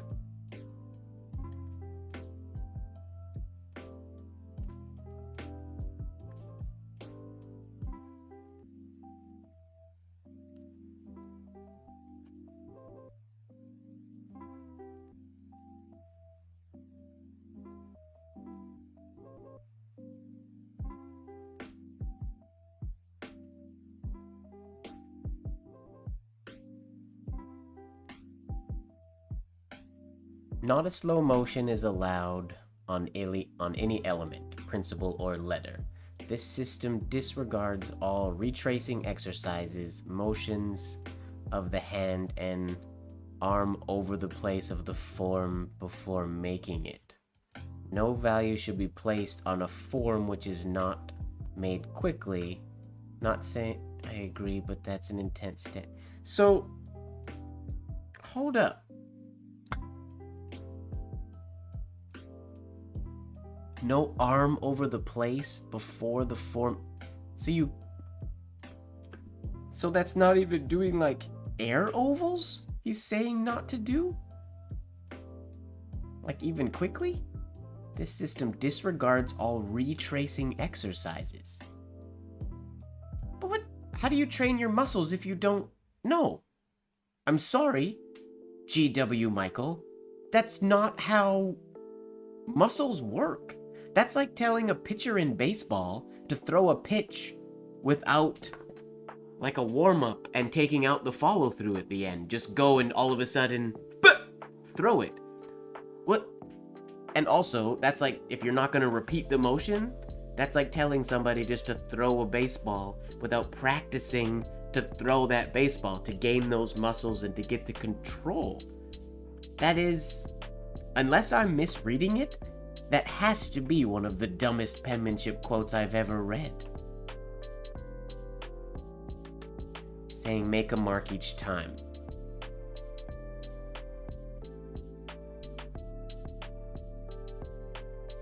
Well, yeah, you throw a... Oh, interesting. So he... Let's see, if I do like the W, so we would take out no ovals in the middle, we would just start here and go... So it's... I mean, that's just habit for me to do that. Whoops. To do the W, I just habitually do ovals.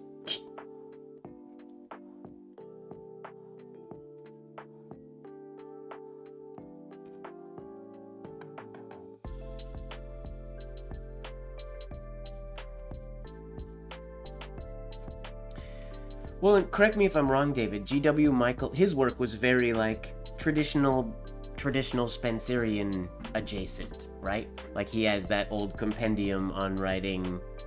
I mean, it's very, not for lack of a better term, a simplified artistic script.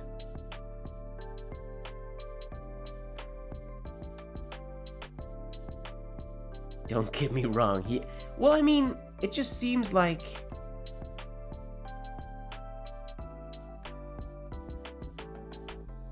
Okay. I mean, well, that makes sense. But, so, like, I get what he's saying. Like, because I do think there's merit in... Because that's kind of like saying, you know, people will... I like writing or practicing in something bound sometimes.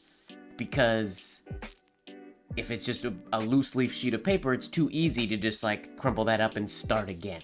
So if he's talking in that realm where you don't want to have this, like, getting ready, you just want to do it. And you want to get to the point where you can just do it without any of the warm-up and stuff. Like, I get that.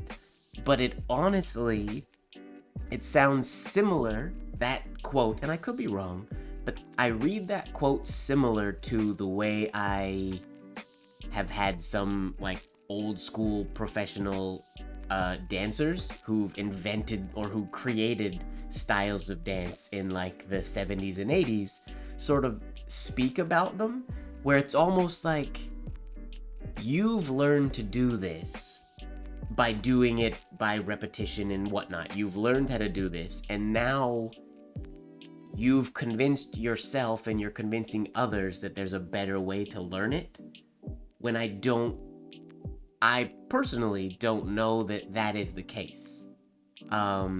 Survivorship by, well, yeah, sort of, but also just like, let's say I put in years of doing all the drills, like most of them did when they were in the business colleges and stuff. So they did the drills, they were taught a certain way, then they got older, they could do it, and that's when they started writing their books on education and teaching people, and then they think, well, wouldn't it be easier to just do it like this? Not taking into account that they've already put in the years of drills and practice that are in their muscles. Because I don't believe that he learned without doing those drills. I wouldn't imagine. I don't actually know.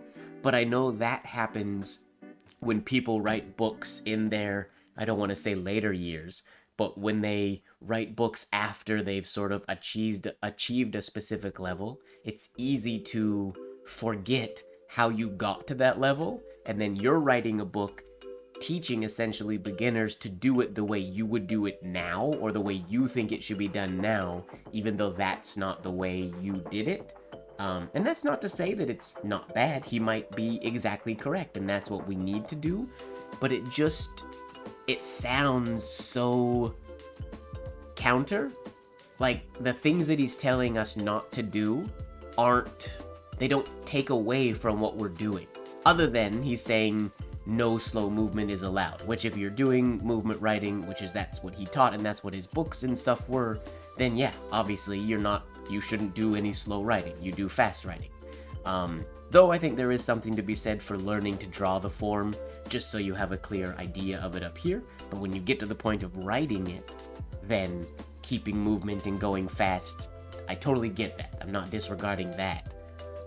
It's just saying to not do ovals or not repeat tracing. What's the difference if I trace a letter here and then here and then here versus if I do it all on top of itself, other than one wastes paper, one doesn't?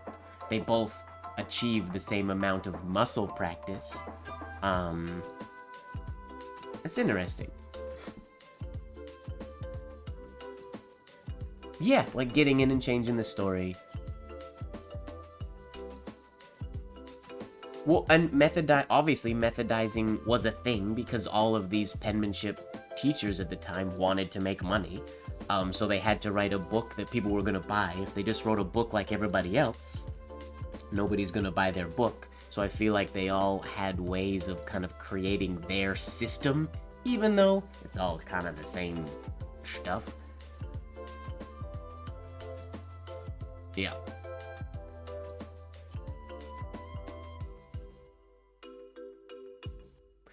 And there's also something to be said, you mentioned something there which I like about air tracing being nervous tension.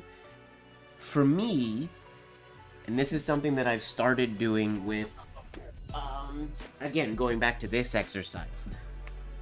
So,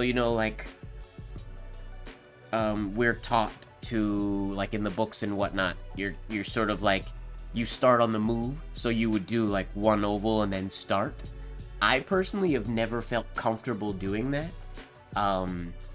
It makes me feel weird if I'm moving at full speed when I drop my nib down. Sometimes, specifically in an upstroke, or certain strokes are worse than others.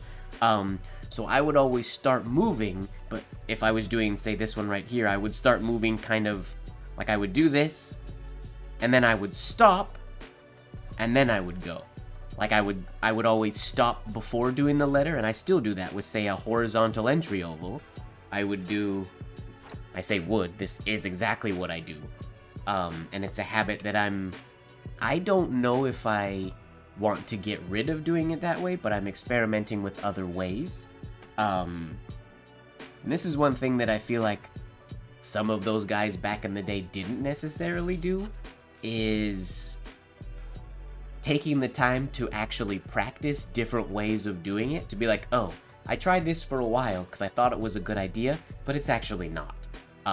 It's better or smarter or easier to do it the way I was doing it, or some other way. Similar with like flange adjustment and paper angle and stuff like that. Experimenting with it long enough and going out of your comfort zone just to see if something might be easier or worse. Even if what you're doing is exactly perfect for you, that helps me as a teacher answer questions. If somebody asks, well, what if I turn my paper more this way?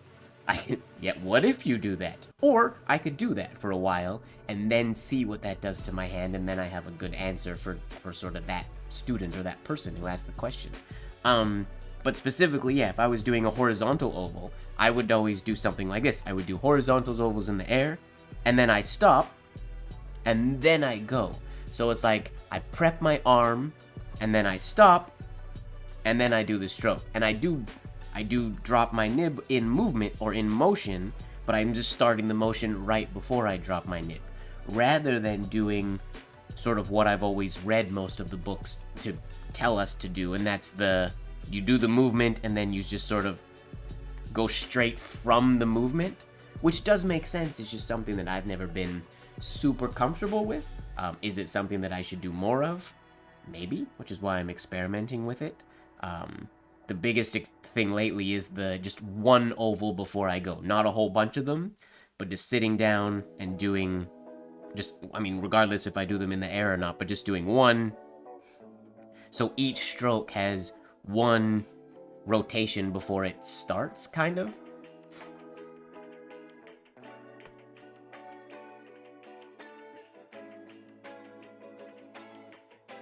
Oh, of course, yes. There are many different approaches, and luckily, most of them boil down to pretty much the same thing.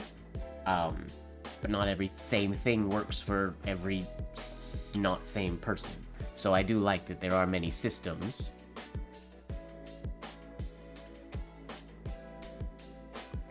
Yeah, change movement. So like the connection ones are the more unusual strokes that happen between letters or between capitals. That makes sense. Well, and there's always, like, some of those could be considered, I mean, like follow-throughs. Like when you do a capital B, you come out of the capital B, and then you usually, at least I usually have one extra sort of horizontal oval before I go into where my nib would be for the next letter. That's not touching the page. But there's usually those just like movements that you make after your stroke is done or something like that. I'm assuming that's what you're talking about, just the air strokes that habitually happen before and after the strokes we're making.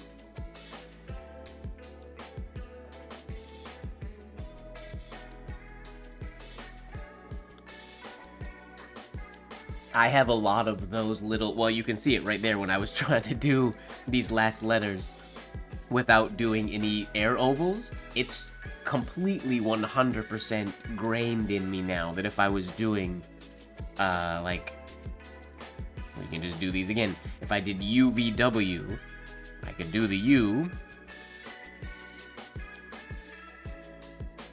and then you go just like a couple of these into the W,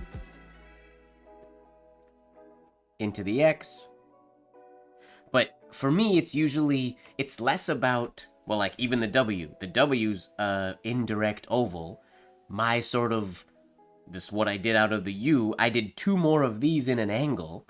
It's just sort of, it's a habit that I've added, and I don't know that I like it all the time, because I don't like habit in general. I like everything to be intentional. So when I naturally just make two ovals, I don't have to make those ovals. I don't like that my body does its own thing.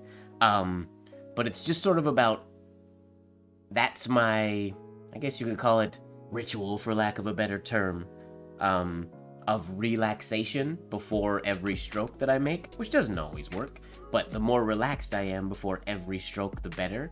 So when I take those moments of, like, you do the X and then you go like this, it's just sort of, you're like, breathe, get ready to go into the next letter type of thing. And it's those moments of just keeping things moving. It's not resets, but it keeps the arm feeling flowy. Yeah, that's true, Fozzie. It's more instinct than habit. That makes sense. No, habit being something that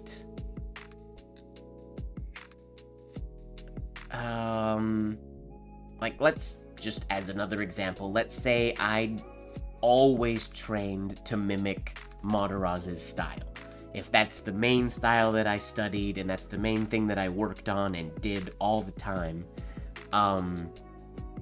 naturally, because of the number of hours that I would put into that, when I went to write, whether I was trying to do Mataraz's style or not, eventually it's going to be habitual for me to add those little nuances in my writing. Whereas I like to have a conscious control of when I'm emulating Mataraz, or if I'm emulating E.W. Blozer, or specifically, and this is something I speak about a lot when people ask the question, engrosser script versus ornamental penmanship? What should I do first? Do you recommend, like, can you do more than one script at a time? And my answer is always something to the effect of, yes, you can definitely do the 2 scripts at this. You can learn both at the same time. It's going to take you slightly longer than if you were to dedicate one or the other, but you can do both so long as, and this is sort of the caveat, I feel like you can only really make progress in both of the scripts if you can allow yourself to not habitually let one script bleed into the other one. So when I sit down to do engrosser script, my hand does engrosser script. None of my ornamental penmanship, Spencerian habits, angles, things like that come into play. It's all conscious. What I'm doing is all intentional. It's not just happening because that's what I've practiced. For me, it's very easy to assume that everything I do would bleed into ornamental penmanship.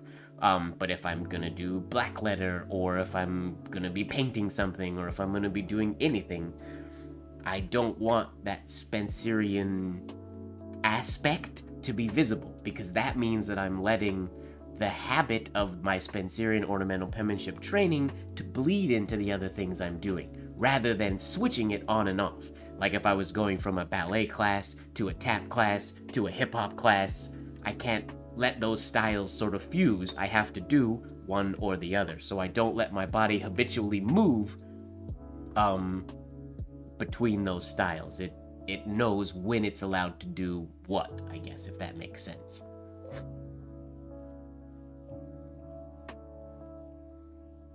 Yeah, exactly.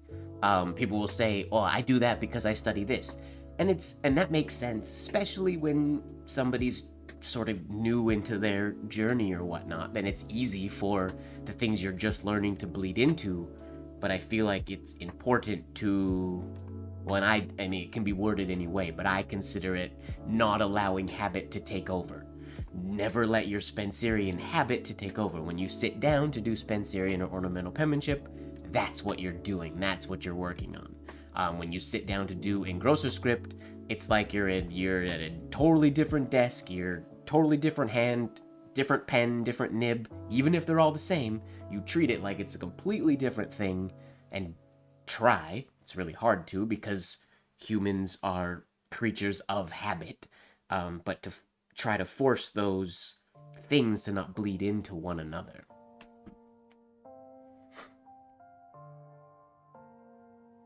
And I agree. Well, especially, I mean, if you want to make it through the whole tree, time-wise, I think it's good to train more than one.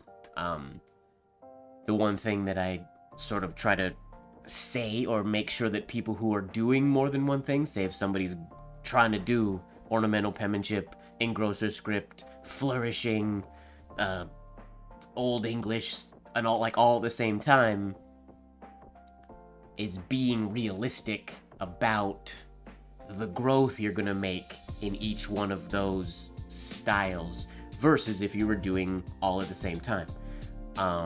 I sort of treat that like, or I've used a video game analogy.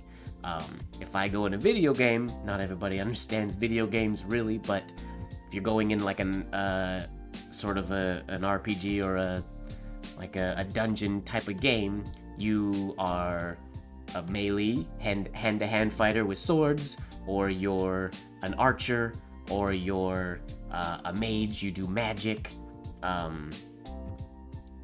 You usually pick one of those. You can do all three, but you're gonna have to play the game for more than 3 times longer to level up as much as somebody was just doing the one level. It's a similar thing. If you want to do them all, it takes more time, takes more dedication, takes more practice, and most of all, takes more patience and leniency with yourself, because it's none of this that we're doing is easy, any of the styles, so it's easy to get disheartened already, and if you do a whole bunch, then it's even more easy to get disheartened, because you're not seeing constant crazy growth. But that's because you're trying to do a lot of stuff. I think it's good to do a lot of stuff, but you just gotta be real with what you're going to accomplish and see, and in what time frame. Which is why I always stress the whole fall in love with the process, because then it's less about the quality of work that you're doing and more about the doing. And then if you fall in love with the doing, eventually you'll just get good. And it's kind of accidental. You just by accident get good at stuff. Which is, I gotta tell you, a great way to get good at stuff is by accident. Or a byproduct of just doing what you love to do. It's a great thing.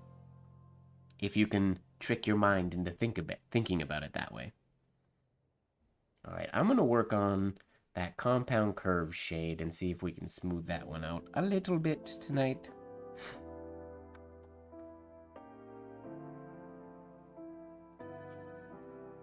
Lower shade. That's better. Lower. Yep.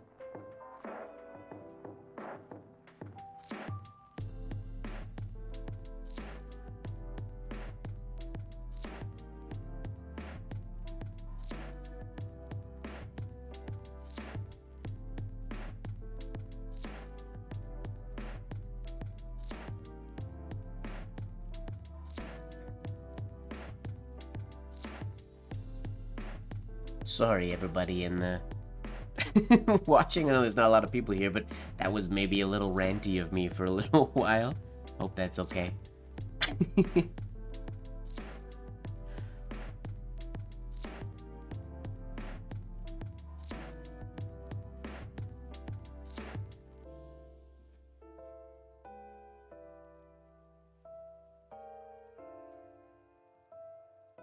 So according to GW Michael, I shouldn't be doing what I'm doing right now. You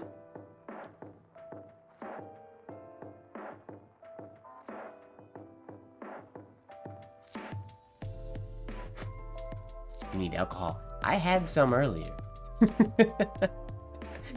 I had some drinks at the pool hall earlier.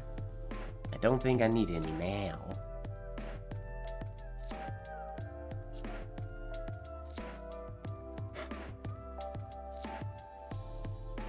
I don't know if I'm gonna make it to midnight though. Gotta be honest, I'm a little on the tired side today. I know last week I said we'd go to midnight, but I'm tired. That's what we want. A little faster, I think.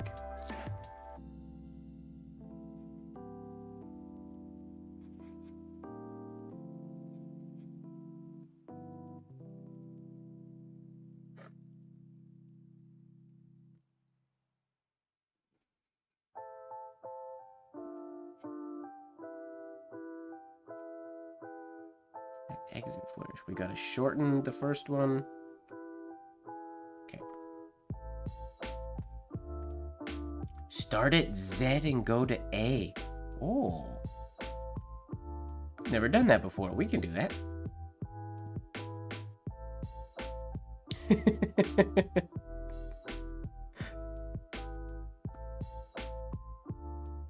Ooh, Fozzie getting tipsy. Are you having some, or are you just saying you want some?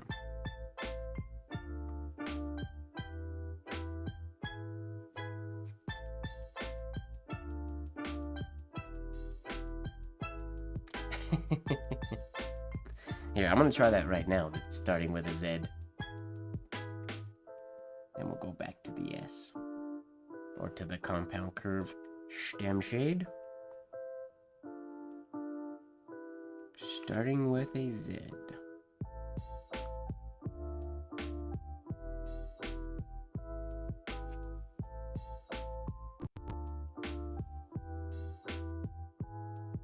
Almost did an A just out of habit. Don't do an A, do a Y.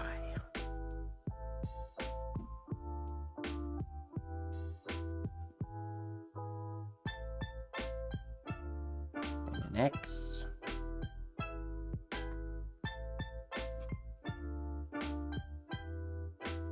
Whoa, we definitely didn't make the X touch. Oopsies. W. I need to relax.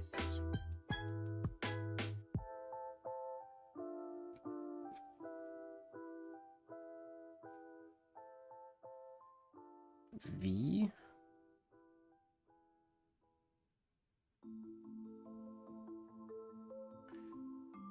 Too slow on the shade.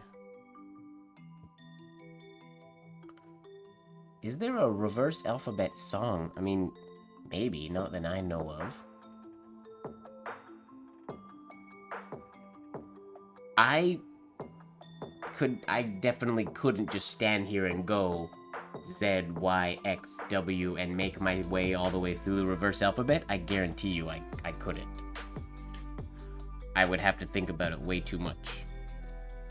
I wish I was clever enough to do that, but I am not familiar with my reversed ABCs.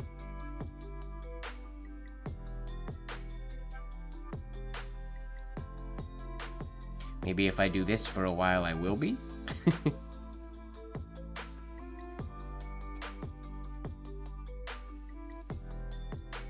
But I am not currently.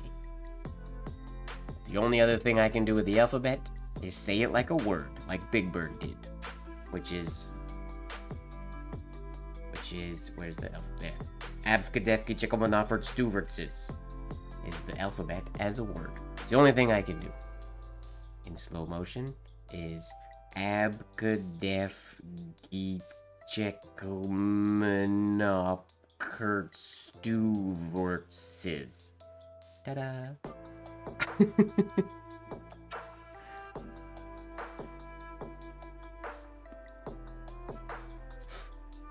Now we have S.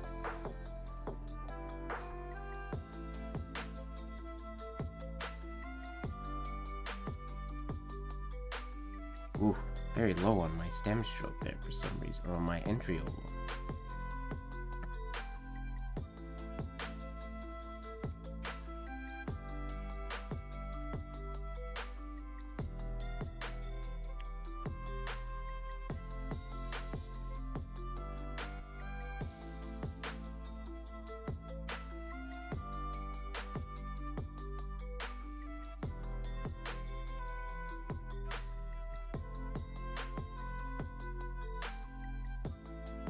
Sounds good, man. Have a good night, David. Thanks for hanging out for a bit.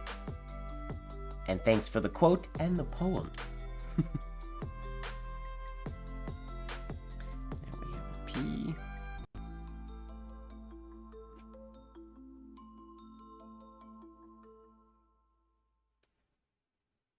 We have an O.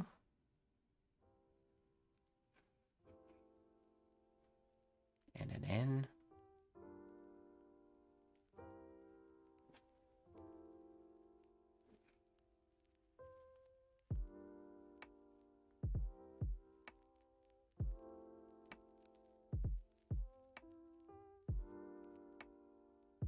What sounds so? Saying the alphabet as a word. It's a song that Big Bird sings. Isn't that the most wonderful word in the world? I don't remember all the rest of the lyrics, but it's a song that Big Bird sings. In Sesame Street. If you want to check it out. There are some crazy song or town names, yes, in Wales. Like the one that, what's his name, Taron Egerton? The one that he's from, his town has a crazy name. I shouldn't say crazy, his town has an intense long name. Oh, I went one line too... Whoopsies. 2, 3, 1, 2. I didn't bring my baseline low enough. Oops.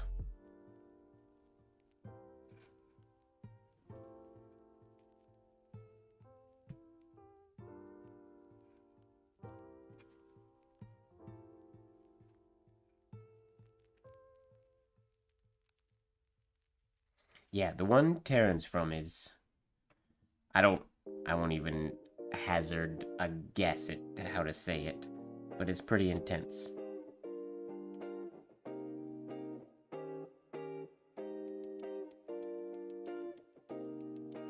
Ooh, that little fun little shape in there.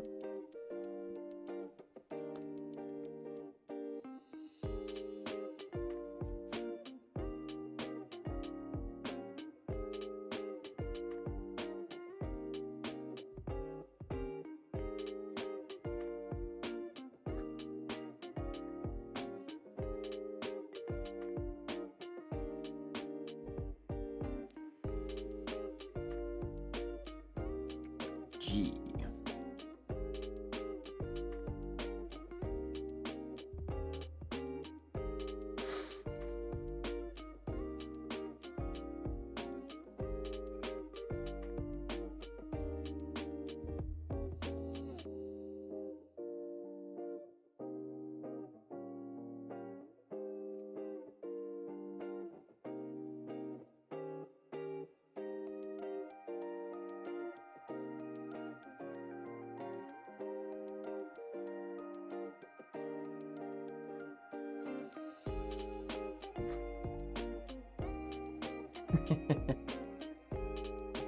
A Welsh person can't say the name of your Welsh town. Your town has a crazy name.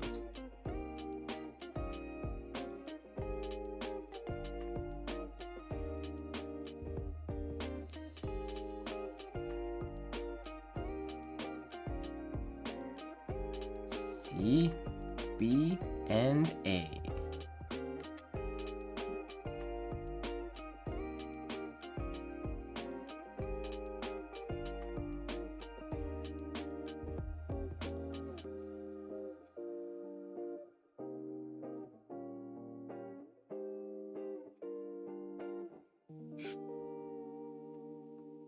There we go.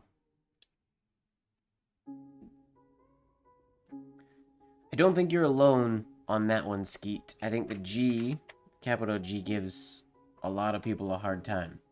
Personally, I have fallen in love with it, and it's become a lot easier for me. I'm trying to remember. I don't remember exactly what sort of happened that transitioned into making it be one of my favorite letters to write. I think primarily it was the getting used to that shape, stroke number 1, and then doing that stem just from a starting point. So if you get good at, I think in getting good at that, when I got started training the compound curve stem stroke, hold the paper. When I started training that shade,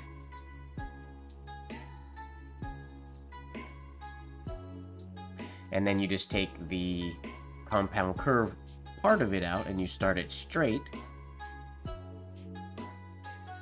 like you would for a capital I.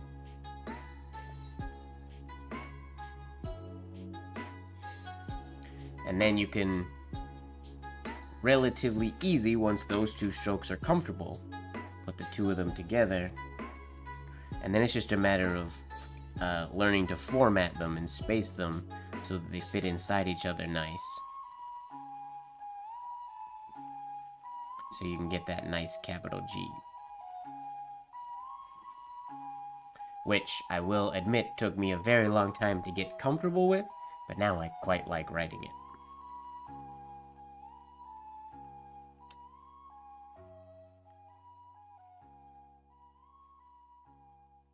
I liked it when I saw it as a decapitated S.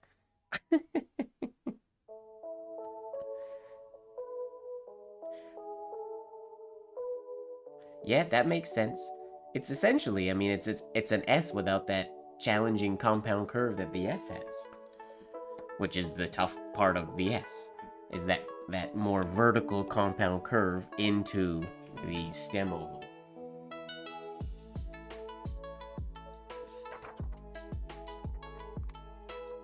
Like so, we'll do that one here in a sec.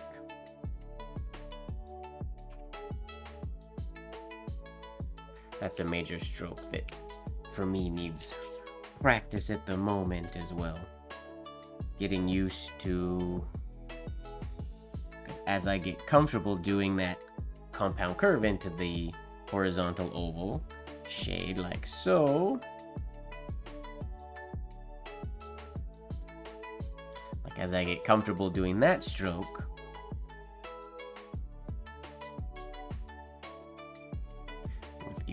bigger shades or things like that. Whoa, I gotta round out that bottom corner. But for the S, that compound curve ends up being more vertical, so you can then practice, and this is what I have to practice a little bit more of, is that same exercise but coming in more vertical. That's a bit extreme, but come on. There's the idea. Yeah, more vertical than would be the 52. So you can do that S. So that your S looks like it's on the same slant line as everything else.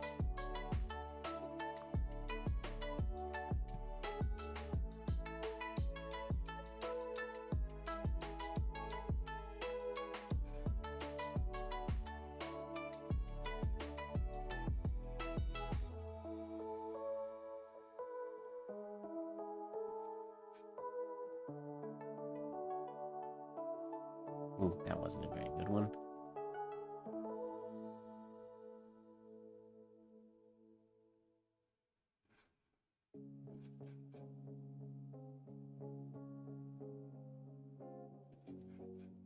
Whoa, what is happening with those two? Everything went out the window for a sec. Breathe, relax, try again.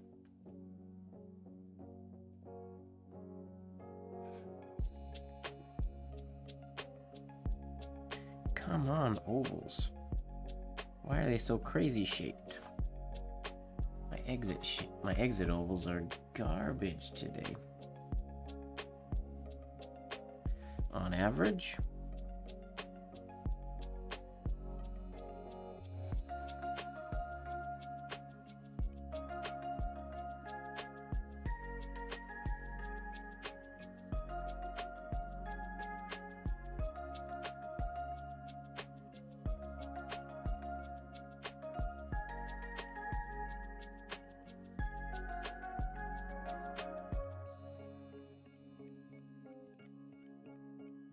The head moves a wee behind from the body.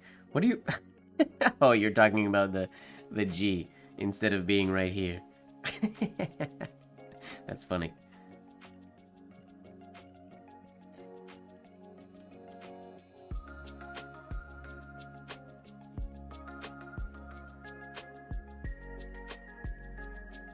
Just really becomes a really fun flowing letter to write when you get used to it. The G. Well, and the same can be said for pretty much every letter, I guess. Once you get used to them, they get a lot more fun to write. And then you can start playing with throwing in accent shades, maybe on your horizontal entry, or throwing shades on your top loop. You can get creative with throwing those accent shades wherever you want to add snazziness.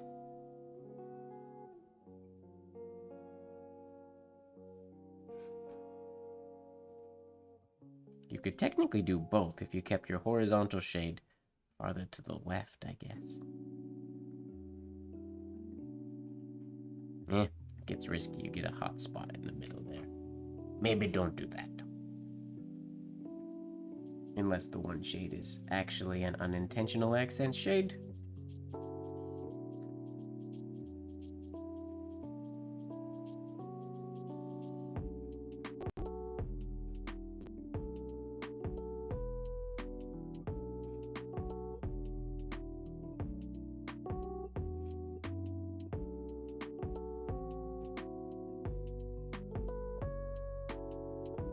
You can't make the top loop big enough. Do you mean long enough or wide enough? Which aspect of big, or both? I would practice in that instance, or if that's the case, I would practice your horizontal entry like so. So if you pick, like, if this is the top of my letter, I mean, I made a quite big one there, but if you make, like, if that's your baseline, if you're gonna be, that's the top of your letter, have your loop fill up the top half, and then it's going to keep going out of that loop to hit the halfway point is sort of what you want. So you have your entry oval, it will come around, you have your loop, and then it keeps dropping down below the base, or below the halfway point to come up to the halfway point, and then you could do the shade and coming out of it. Yeah, so I would then practice, if your loop's not big enough, I would practice just that first half of the letter, doing just those two, 1 and 2 and 1 and 2 and do do do do.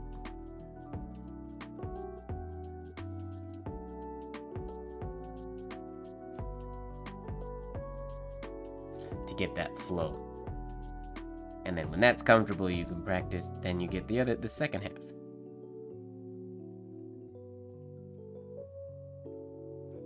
Which can have a slight compound curve here, depending on whose style you're emulating.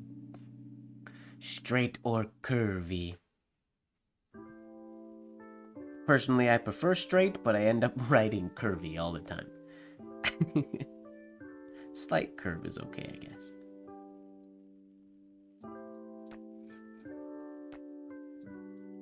Whoops.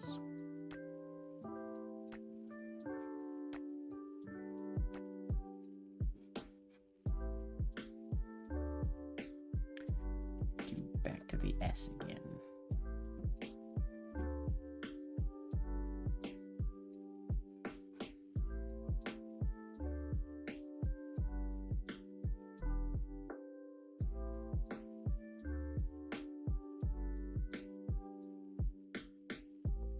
Too angled. Look at where my up ovals are all over the place. My upper loop compared to the rest of my strokes.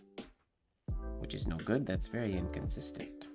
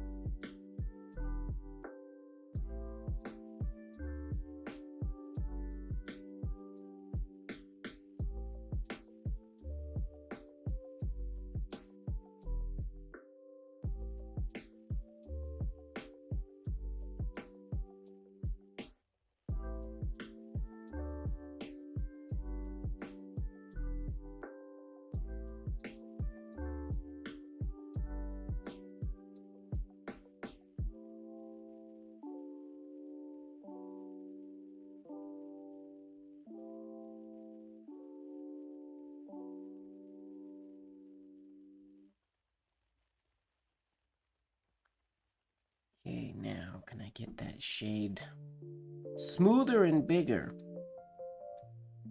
Which means I have to push beyond my comfort zone and force it a little bit more.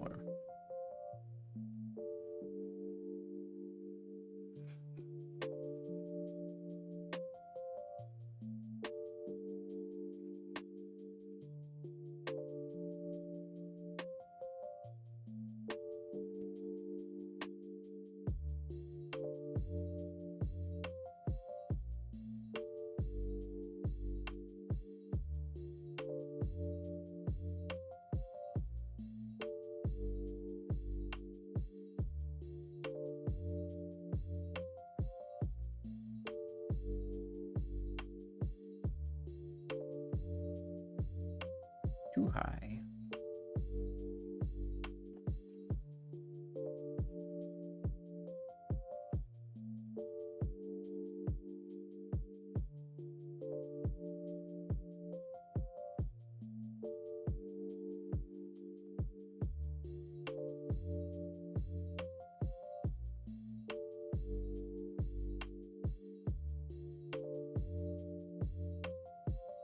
Enjoy, Fozzie. Have fun with the handmade paper. Thanks for joining in and hanging out today.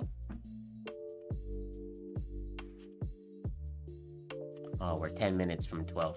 I guess I have to let it go to blacklight if I get this close again, or I'm gonna start getting hate mail.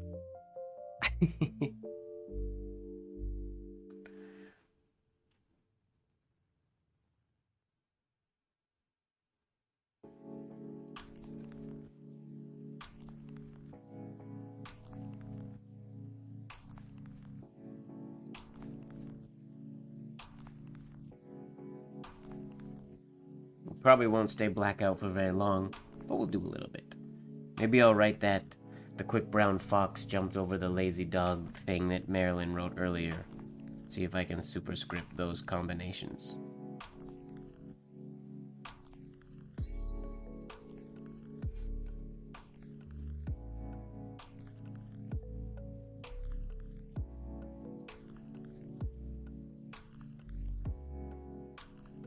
Write like Dennis? I don't even know where to start to write like Dennis. I need a mop, basically.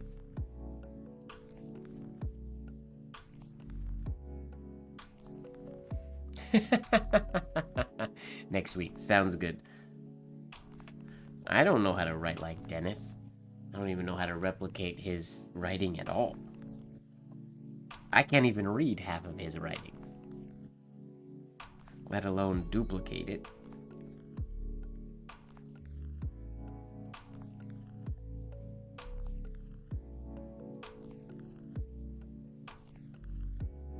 Gotta figure out where I can slow down, if I even want to slow down on the S, or if I just want it to be, I mean, ideally I would like it to be a continuous flow, but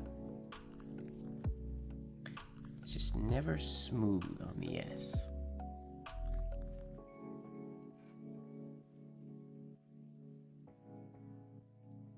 Cut that bottom corner.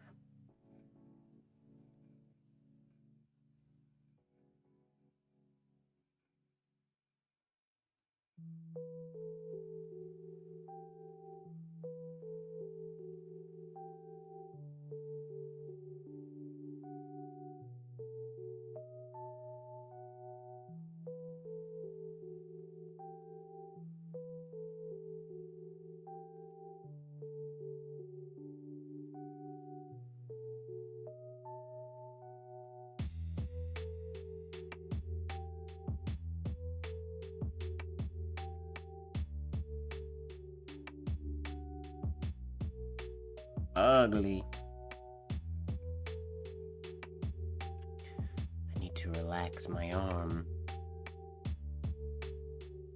Too much tension in my body.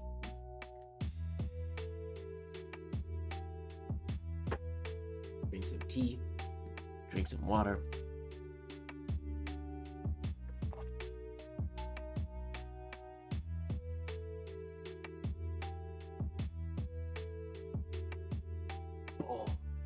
My back, maybe. Or I don't know if the camera could hear that or not.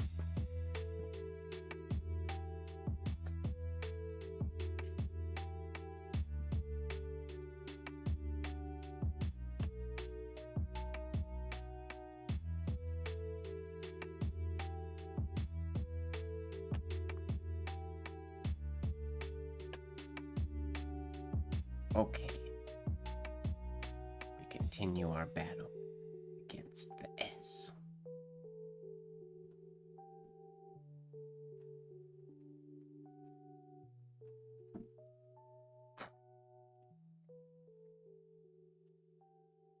Mm-hmm.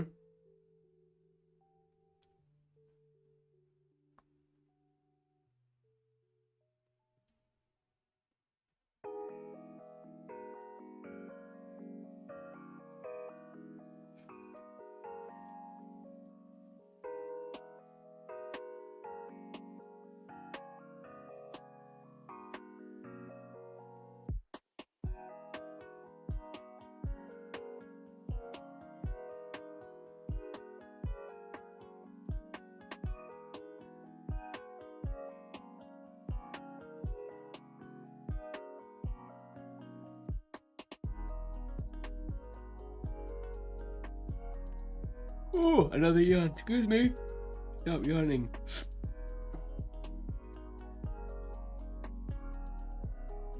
long day today.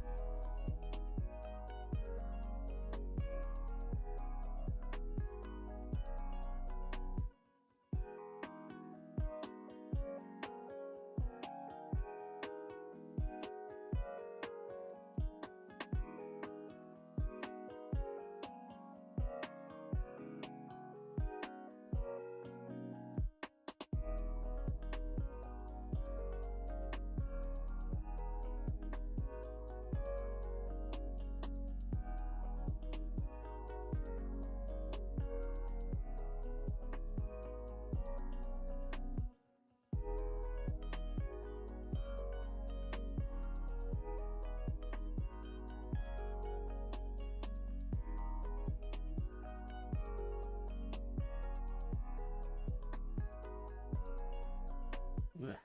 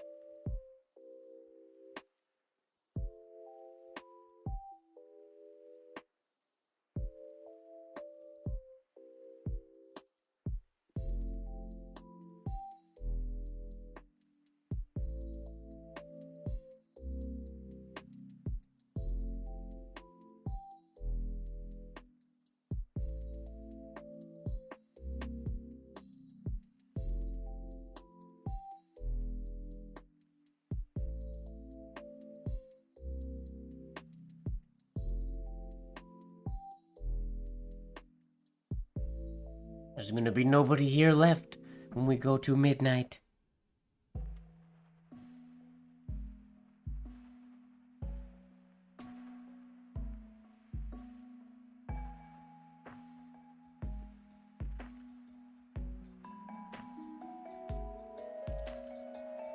I feel like these late night lives have been getting smaller and smaller, audience-wise, which I guess is my fault.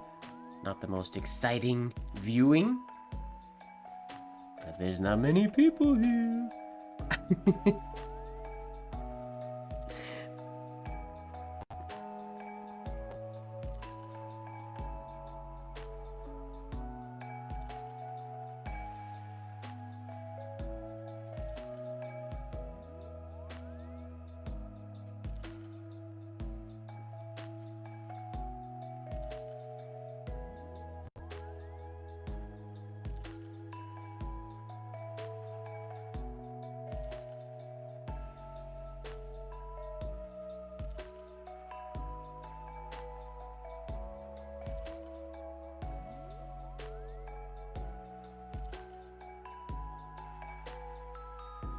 Ah, that's good, Skeet.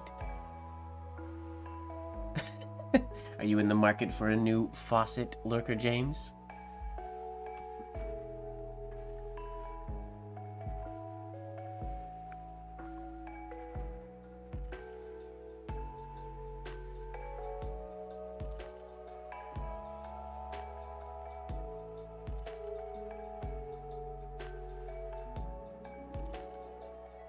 I'm astonished at how just bad my S's are today. I keep thinking that if I keep doing them, they're gonna get better.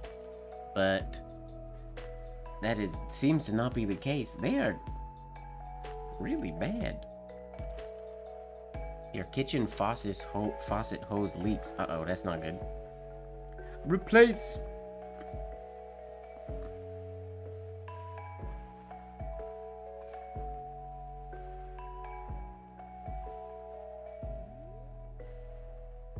That's why I do this S, because I find it way easier to do than the S with the compound curve in it. I mean, this still has a compound curve, but I find this S way easier.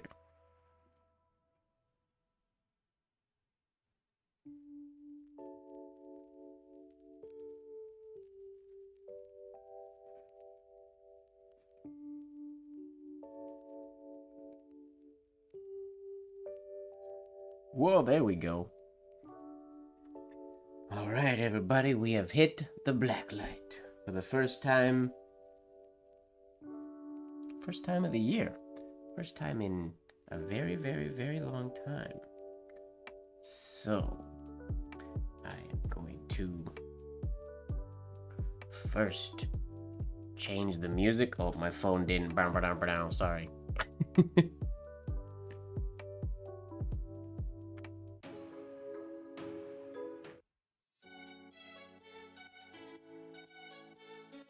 Change the music to something with a little more pizzazz.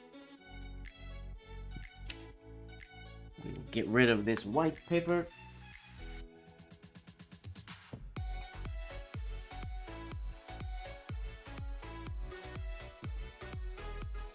What? Where's my gray pad? The pad that I thought was my gray pad. It's not my gray pad. What the heck? I can't see when it's dark. Oh, I thought I was prepared. There it is. Great.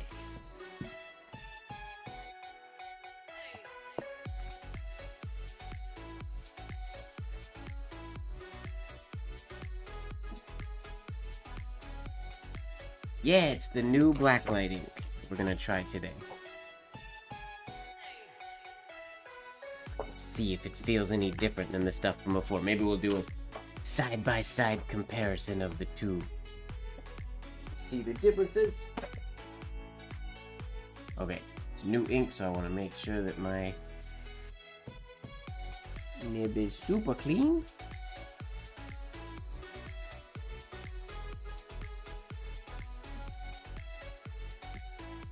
Oh, there's so much snow outside. We got so much snow yesterday. There was a U-Haul truck stuck in my back alley for about an hour this afternoon. Just pulled in and could not pull out. It was spinning its tires and people were trying to get it moved for, yeah, an hour. It's crazy. Oh, you guys can't see me at all right now. Is that what we want to do? Oh, you can't really see that either. What if we do like so? Where are we here? Put that so you can see me in the black light. We'll see what the ink looks like on the page before I change the contrast in color. Why no hooter? I turned it off because the past couple weeks I haven't been streaming, and I finished the stream and I'm relaxing, and then in the middle of nowhere, so I had it turned off, but I forgot to turn it back on for this week. Okay, I cannot see the lines, so we're just gonna not worry about lines. I need a glide sheet.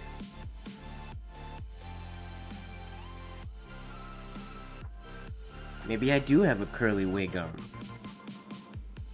Ooh, my teeth are very glowy. Okay, let's do some writing here and see what this ink looks like. Okay, there's the old ink. Here's the new ink. They look the same so far. Old ink, new ink. Alright, we'll try old ink first.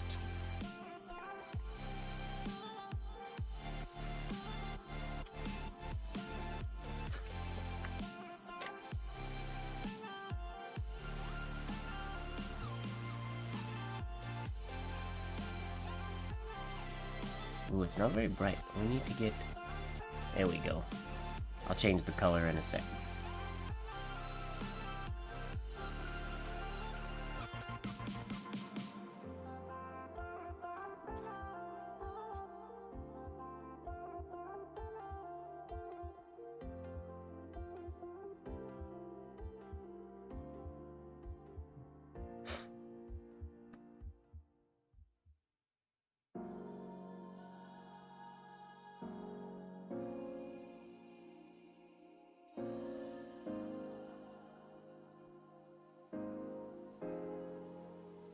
There's our old ink test. Ooh, didn't write that on. Now, first and foremost, I do not like that green color. Oh, right as I say that, James says love the green. Okay, we can stay green. We'll live some Slytherin vibes for a bit. It's not full on Slytherin, but it's like, this is the green that the Slytherin dungeon would be, I guess. Now let's try the new ink. See how that compares. It's the first time I've tried this ink since purchasing it. It's the same kind of ink, so it should write similar. Should essentially, what? Should be better, I guess. Not as contaminated.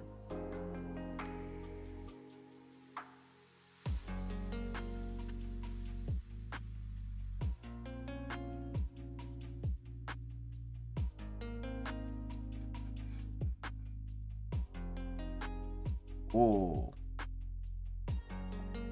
Railroad.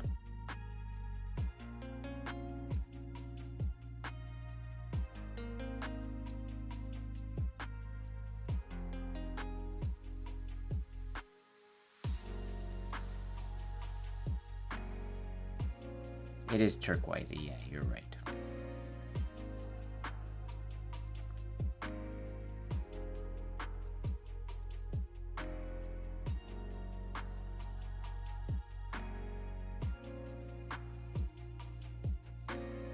New ink. They write about the same except for that railroad on the end, but I don't think that's the ink's fault. Let's see here.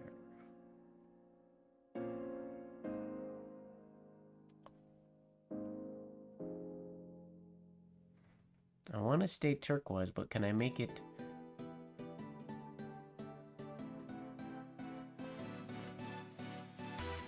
Maybe right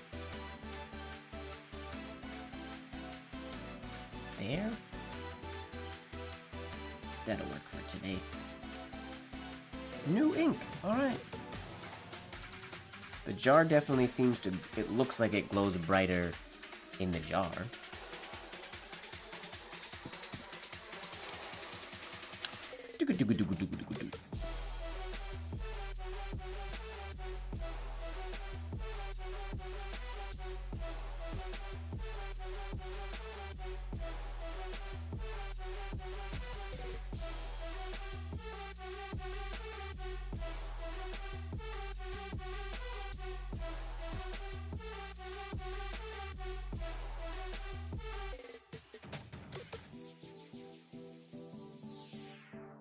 Turquoise.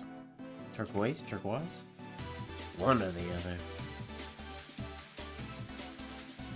Well, yeah, they feel similar. I just want to see if there's like a feathering difference. The big difference is the old stuff, when it's dry, if I wipe it, it will, like, it's like a powder. It's like, I think the binder is either gone or it just doesn't work. So I'm curious if the new stuff will bind a little bit better when it's dry. We shall see.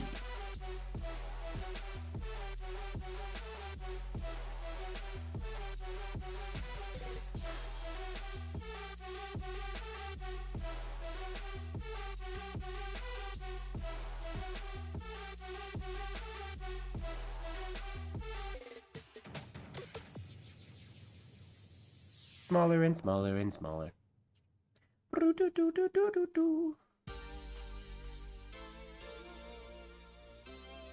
Okay, how did Marilyn do? That was the lazy... No, the quick brown fox jumped over the lazy dog. So we start with T-H-E.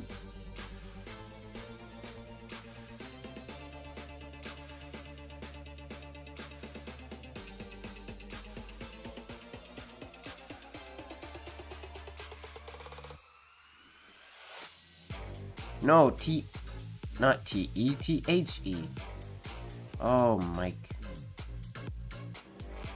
Spelling, obviously my forte. T-H-E. Try again. Yeah, we're not, I was gonna do it in a long column, but I'll run out of space on this page, so I'll do it we'll do it line by line.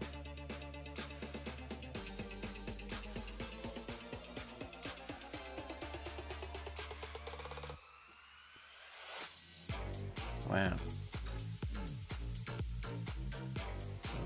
That's a little weird. Not sure I'm a fan of that. But then we have Q-U-I.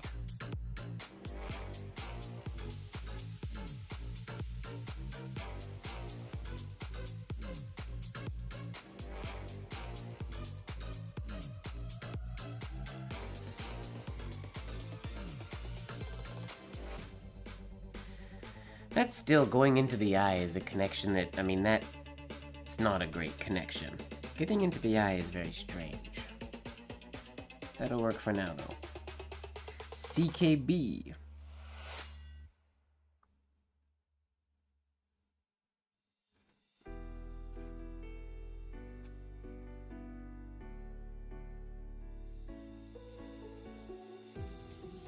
That one's a lot more straightforward. R-O-W.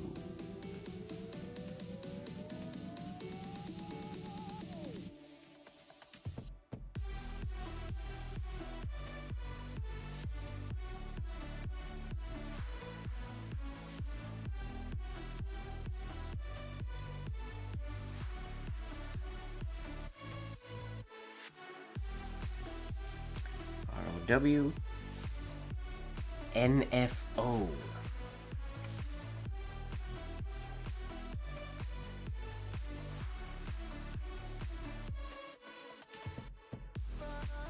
NFO.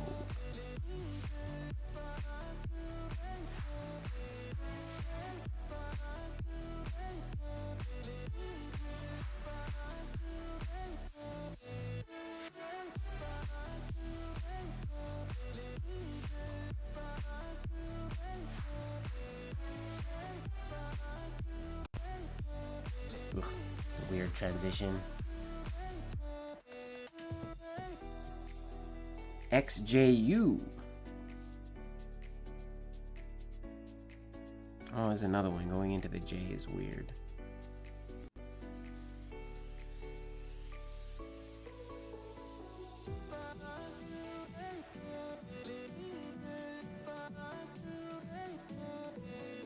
Not sure I'm a fan of that one. Non-flying object. MPE. MPE.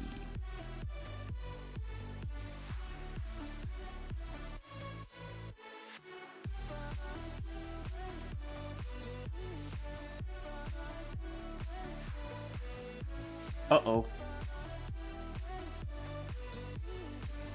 That's not a very thought out connection. Whoopsies, let's just move on like it never happened. D-O-V.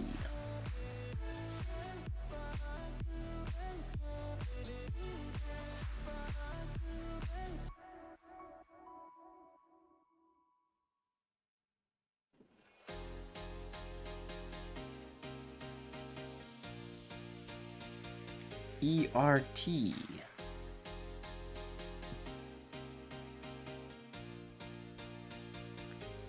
E-R-T.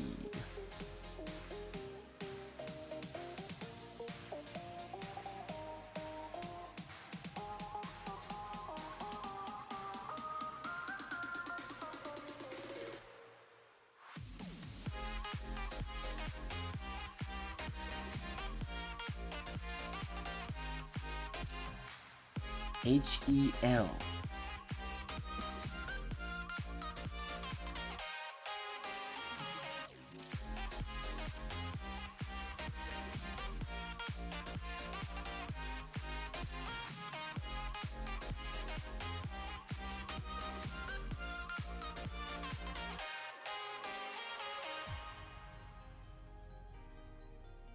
Why did I make that L so tiny? Not sure.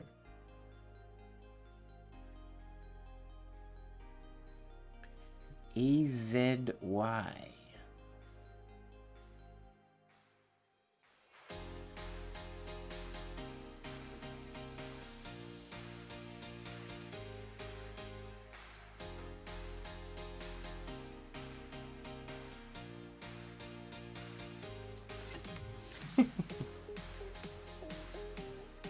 Did that same ugly connection we did for the U, but it worked, so whatever. Moving on, pretending it never happened.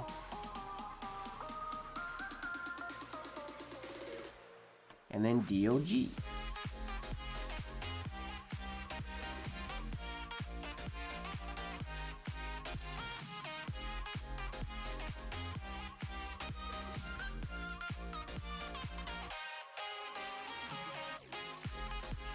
That got very loopy at the end.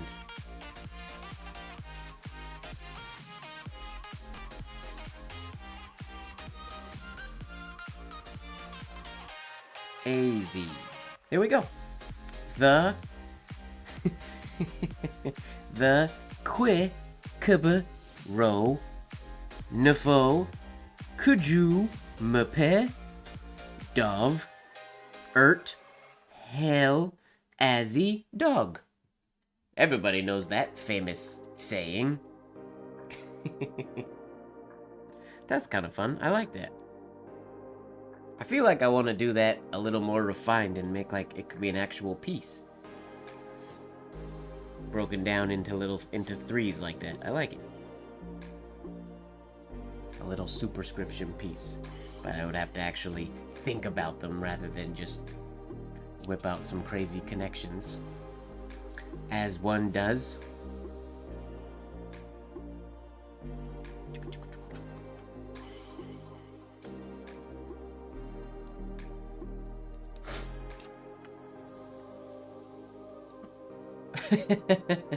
Blue black Joey.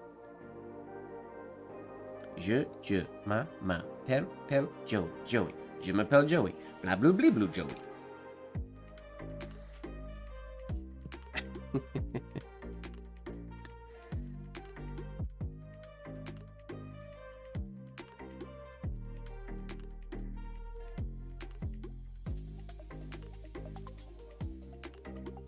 I feel like the hairline might be better on the other one.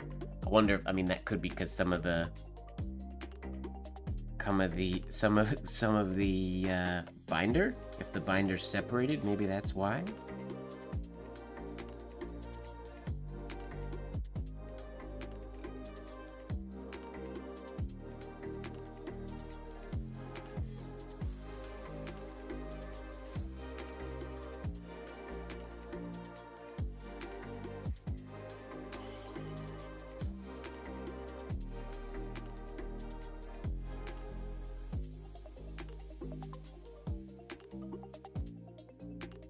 Should get used to doing that S more often, I guess.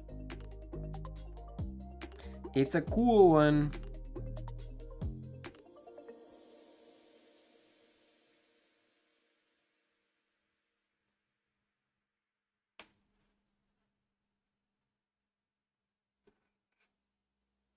Sweet.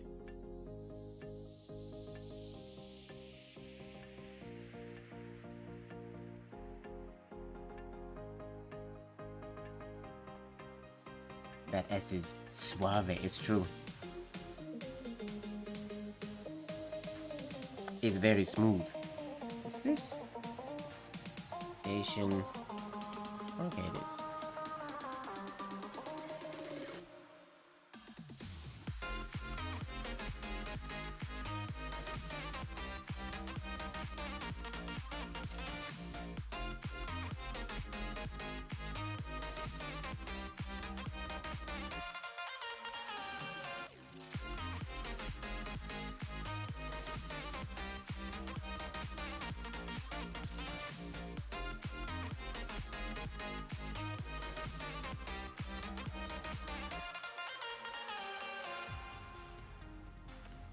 That was a weird thing to do. The Matty S. I mean, it's not the Matty S, it's the S that Matty does a lot. I'm actually trying to figure out lately, because you know what we call, like, Batwing script? What this shirt is? Oh, there's a lot of fuzz on this shirt that shows up in the black light. I wish the Slacker table words would glow in the black light, but this, which we now call Batwing script, I'm trying to figure out if it was Mataraz who did it first, or if somebody did it before him. I see a lot of examples of it in the scrapbooks that I just posted recently, but I need to go through the dates and figure out if those people trained under Mataraz or emulating him, or did he get it from somebody else, and we just assume he made it up. I'm curious. It's like same idea with Mataraz script. We call it Mataraz script. I don't believe they ever did, or he ever did, or they might have, but not that I know of. Did he do it first? I'm curious. Mr. Mataraz.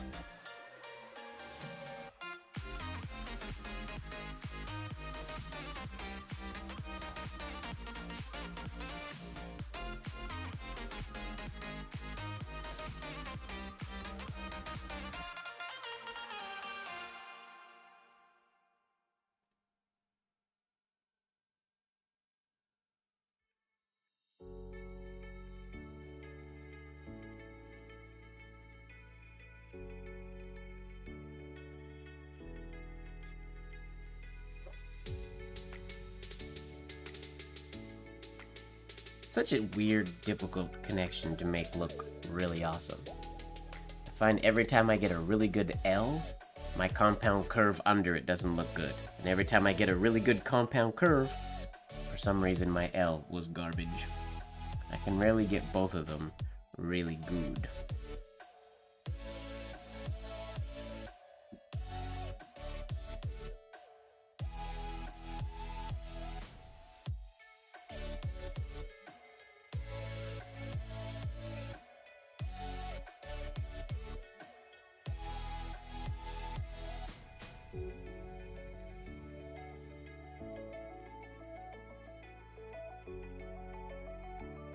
Oof, that's an ugly rendition of this signature. Super ugly. Get rid of that so nobody sees it. Hate it.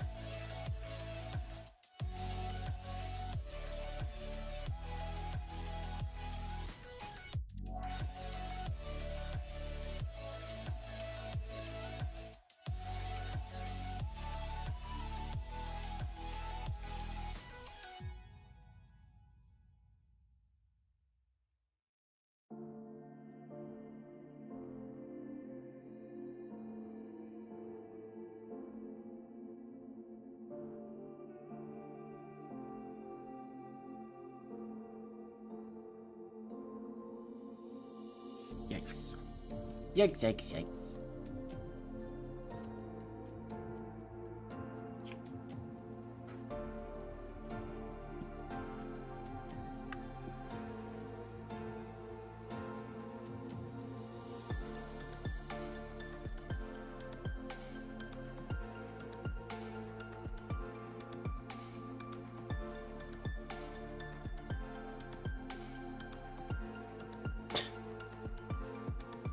post quite often. You know, James, you could post in there. You have been doing writing. You could share like the rest of the people in there. Guilt trip, guilt trip, guilt trip.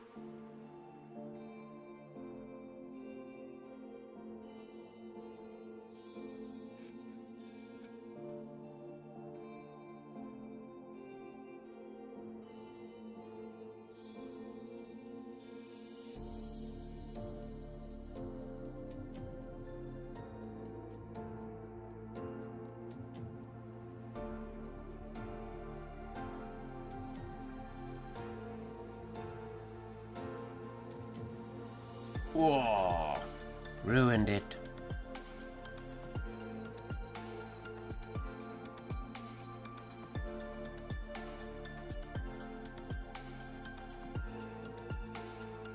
You stopped?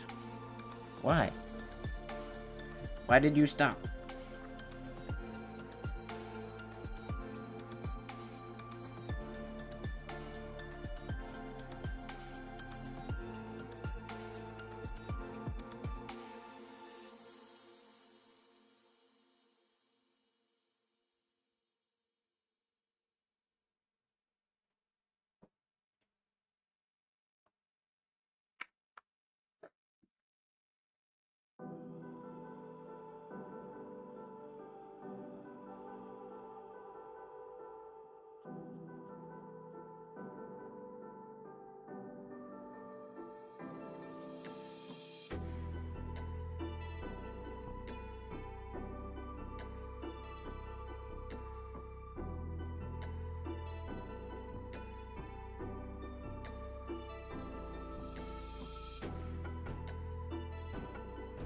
Ah.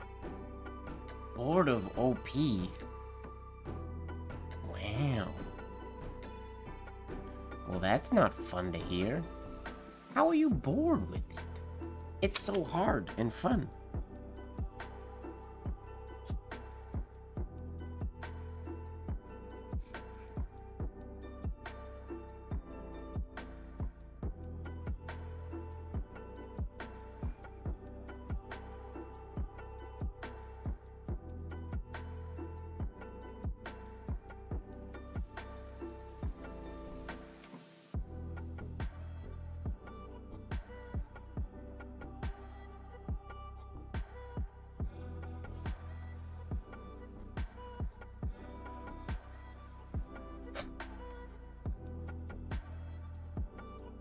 What's the wording they use when they used to write the letters that talked about, oh, consider this a sample of my ornamental penmanship?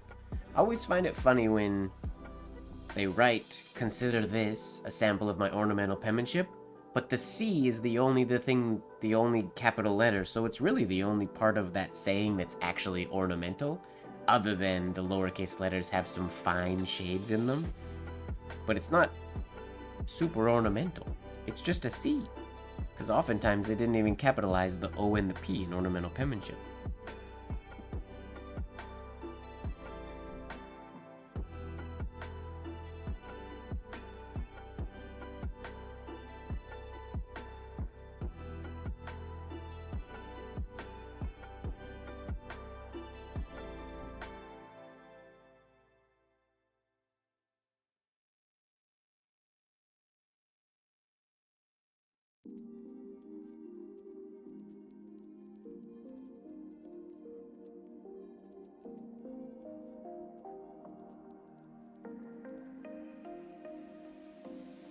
That's true.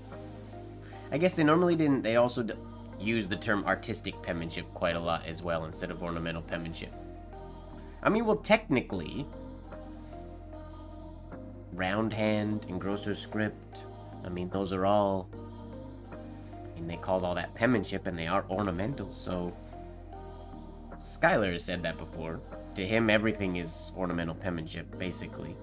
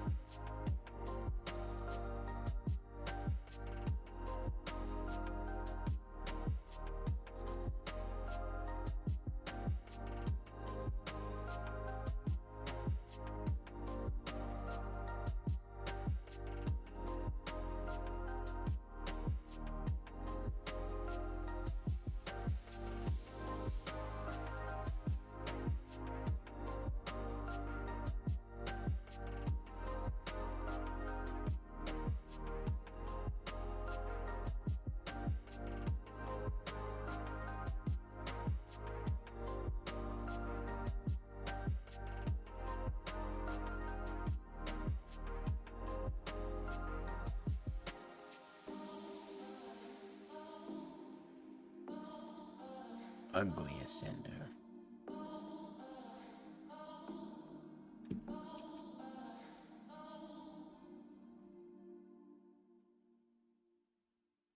The next Mont Blanc session is March 8th.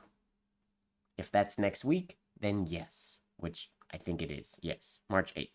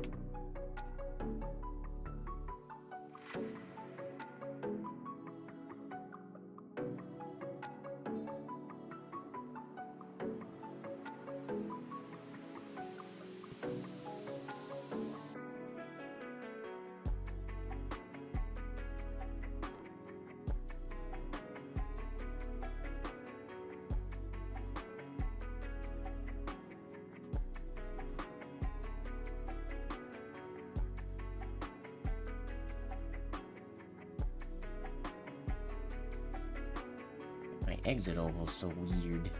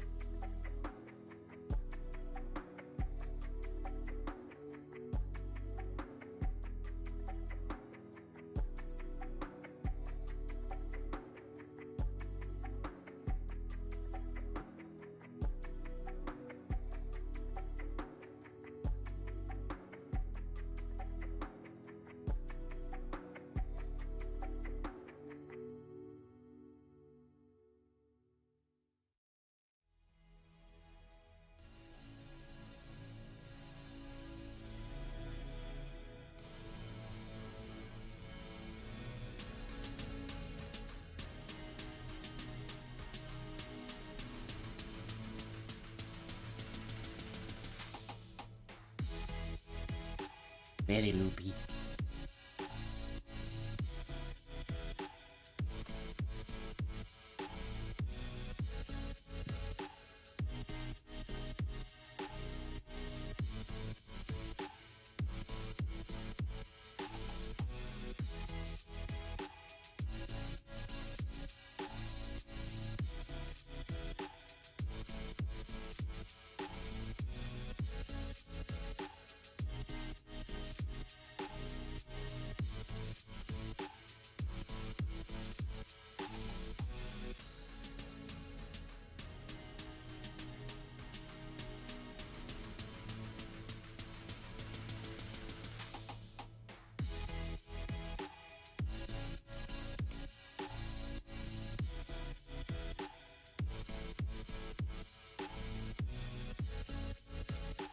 Grooviest?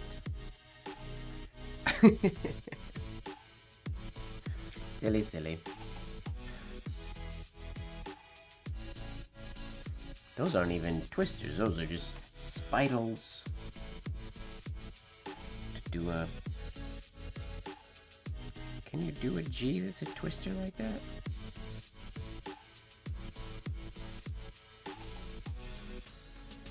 This might not work.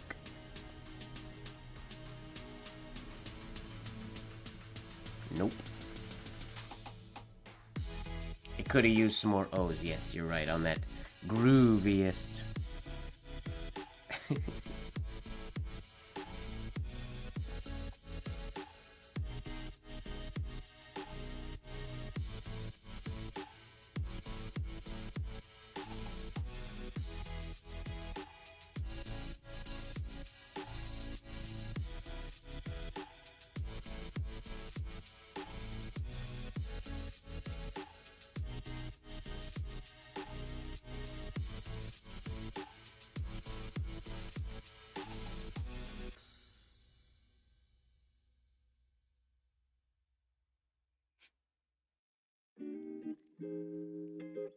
Walker.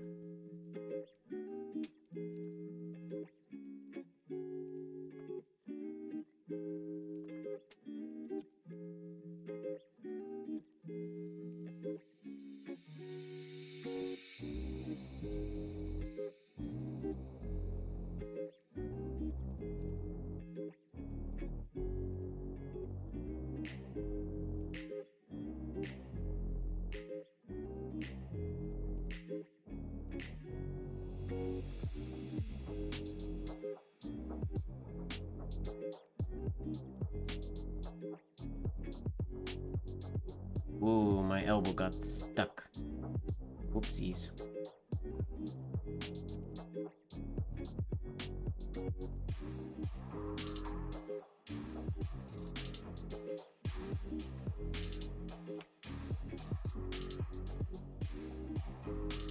Yeah, I mean, that's... If I were Walker, I like writing the name that way, with the non-loopy K. This is how I write his name when I'm I'm just writing and his name pops into my head.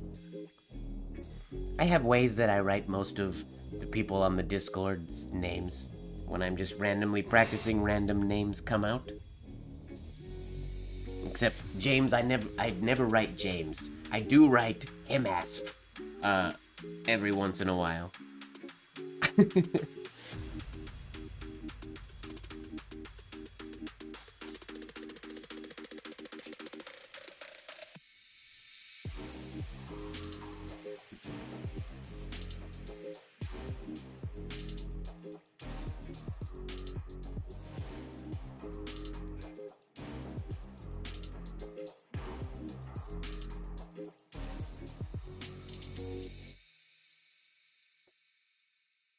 Silly.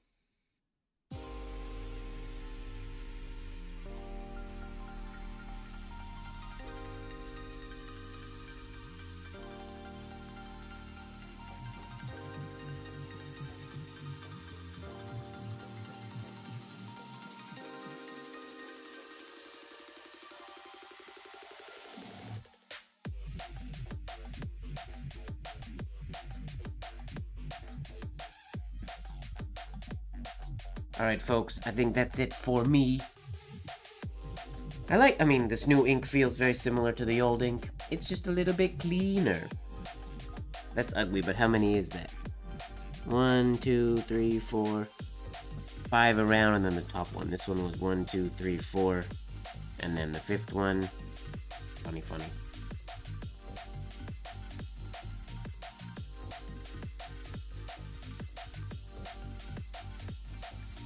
Fun. Alright, yeah, thank you very much, everybody, for hanging out with me today. We made it to Blacklight. First Blacklight live of the new year. Hopefully first of many to come. I think we're still going next week. I think that's the plan.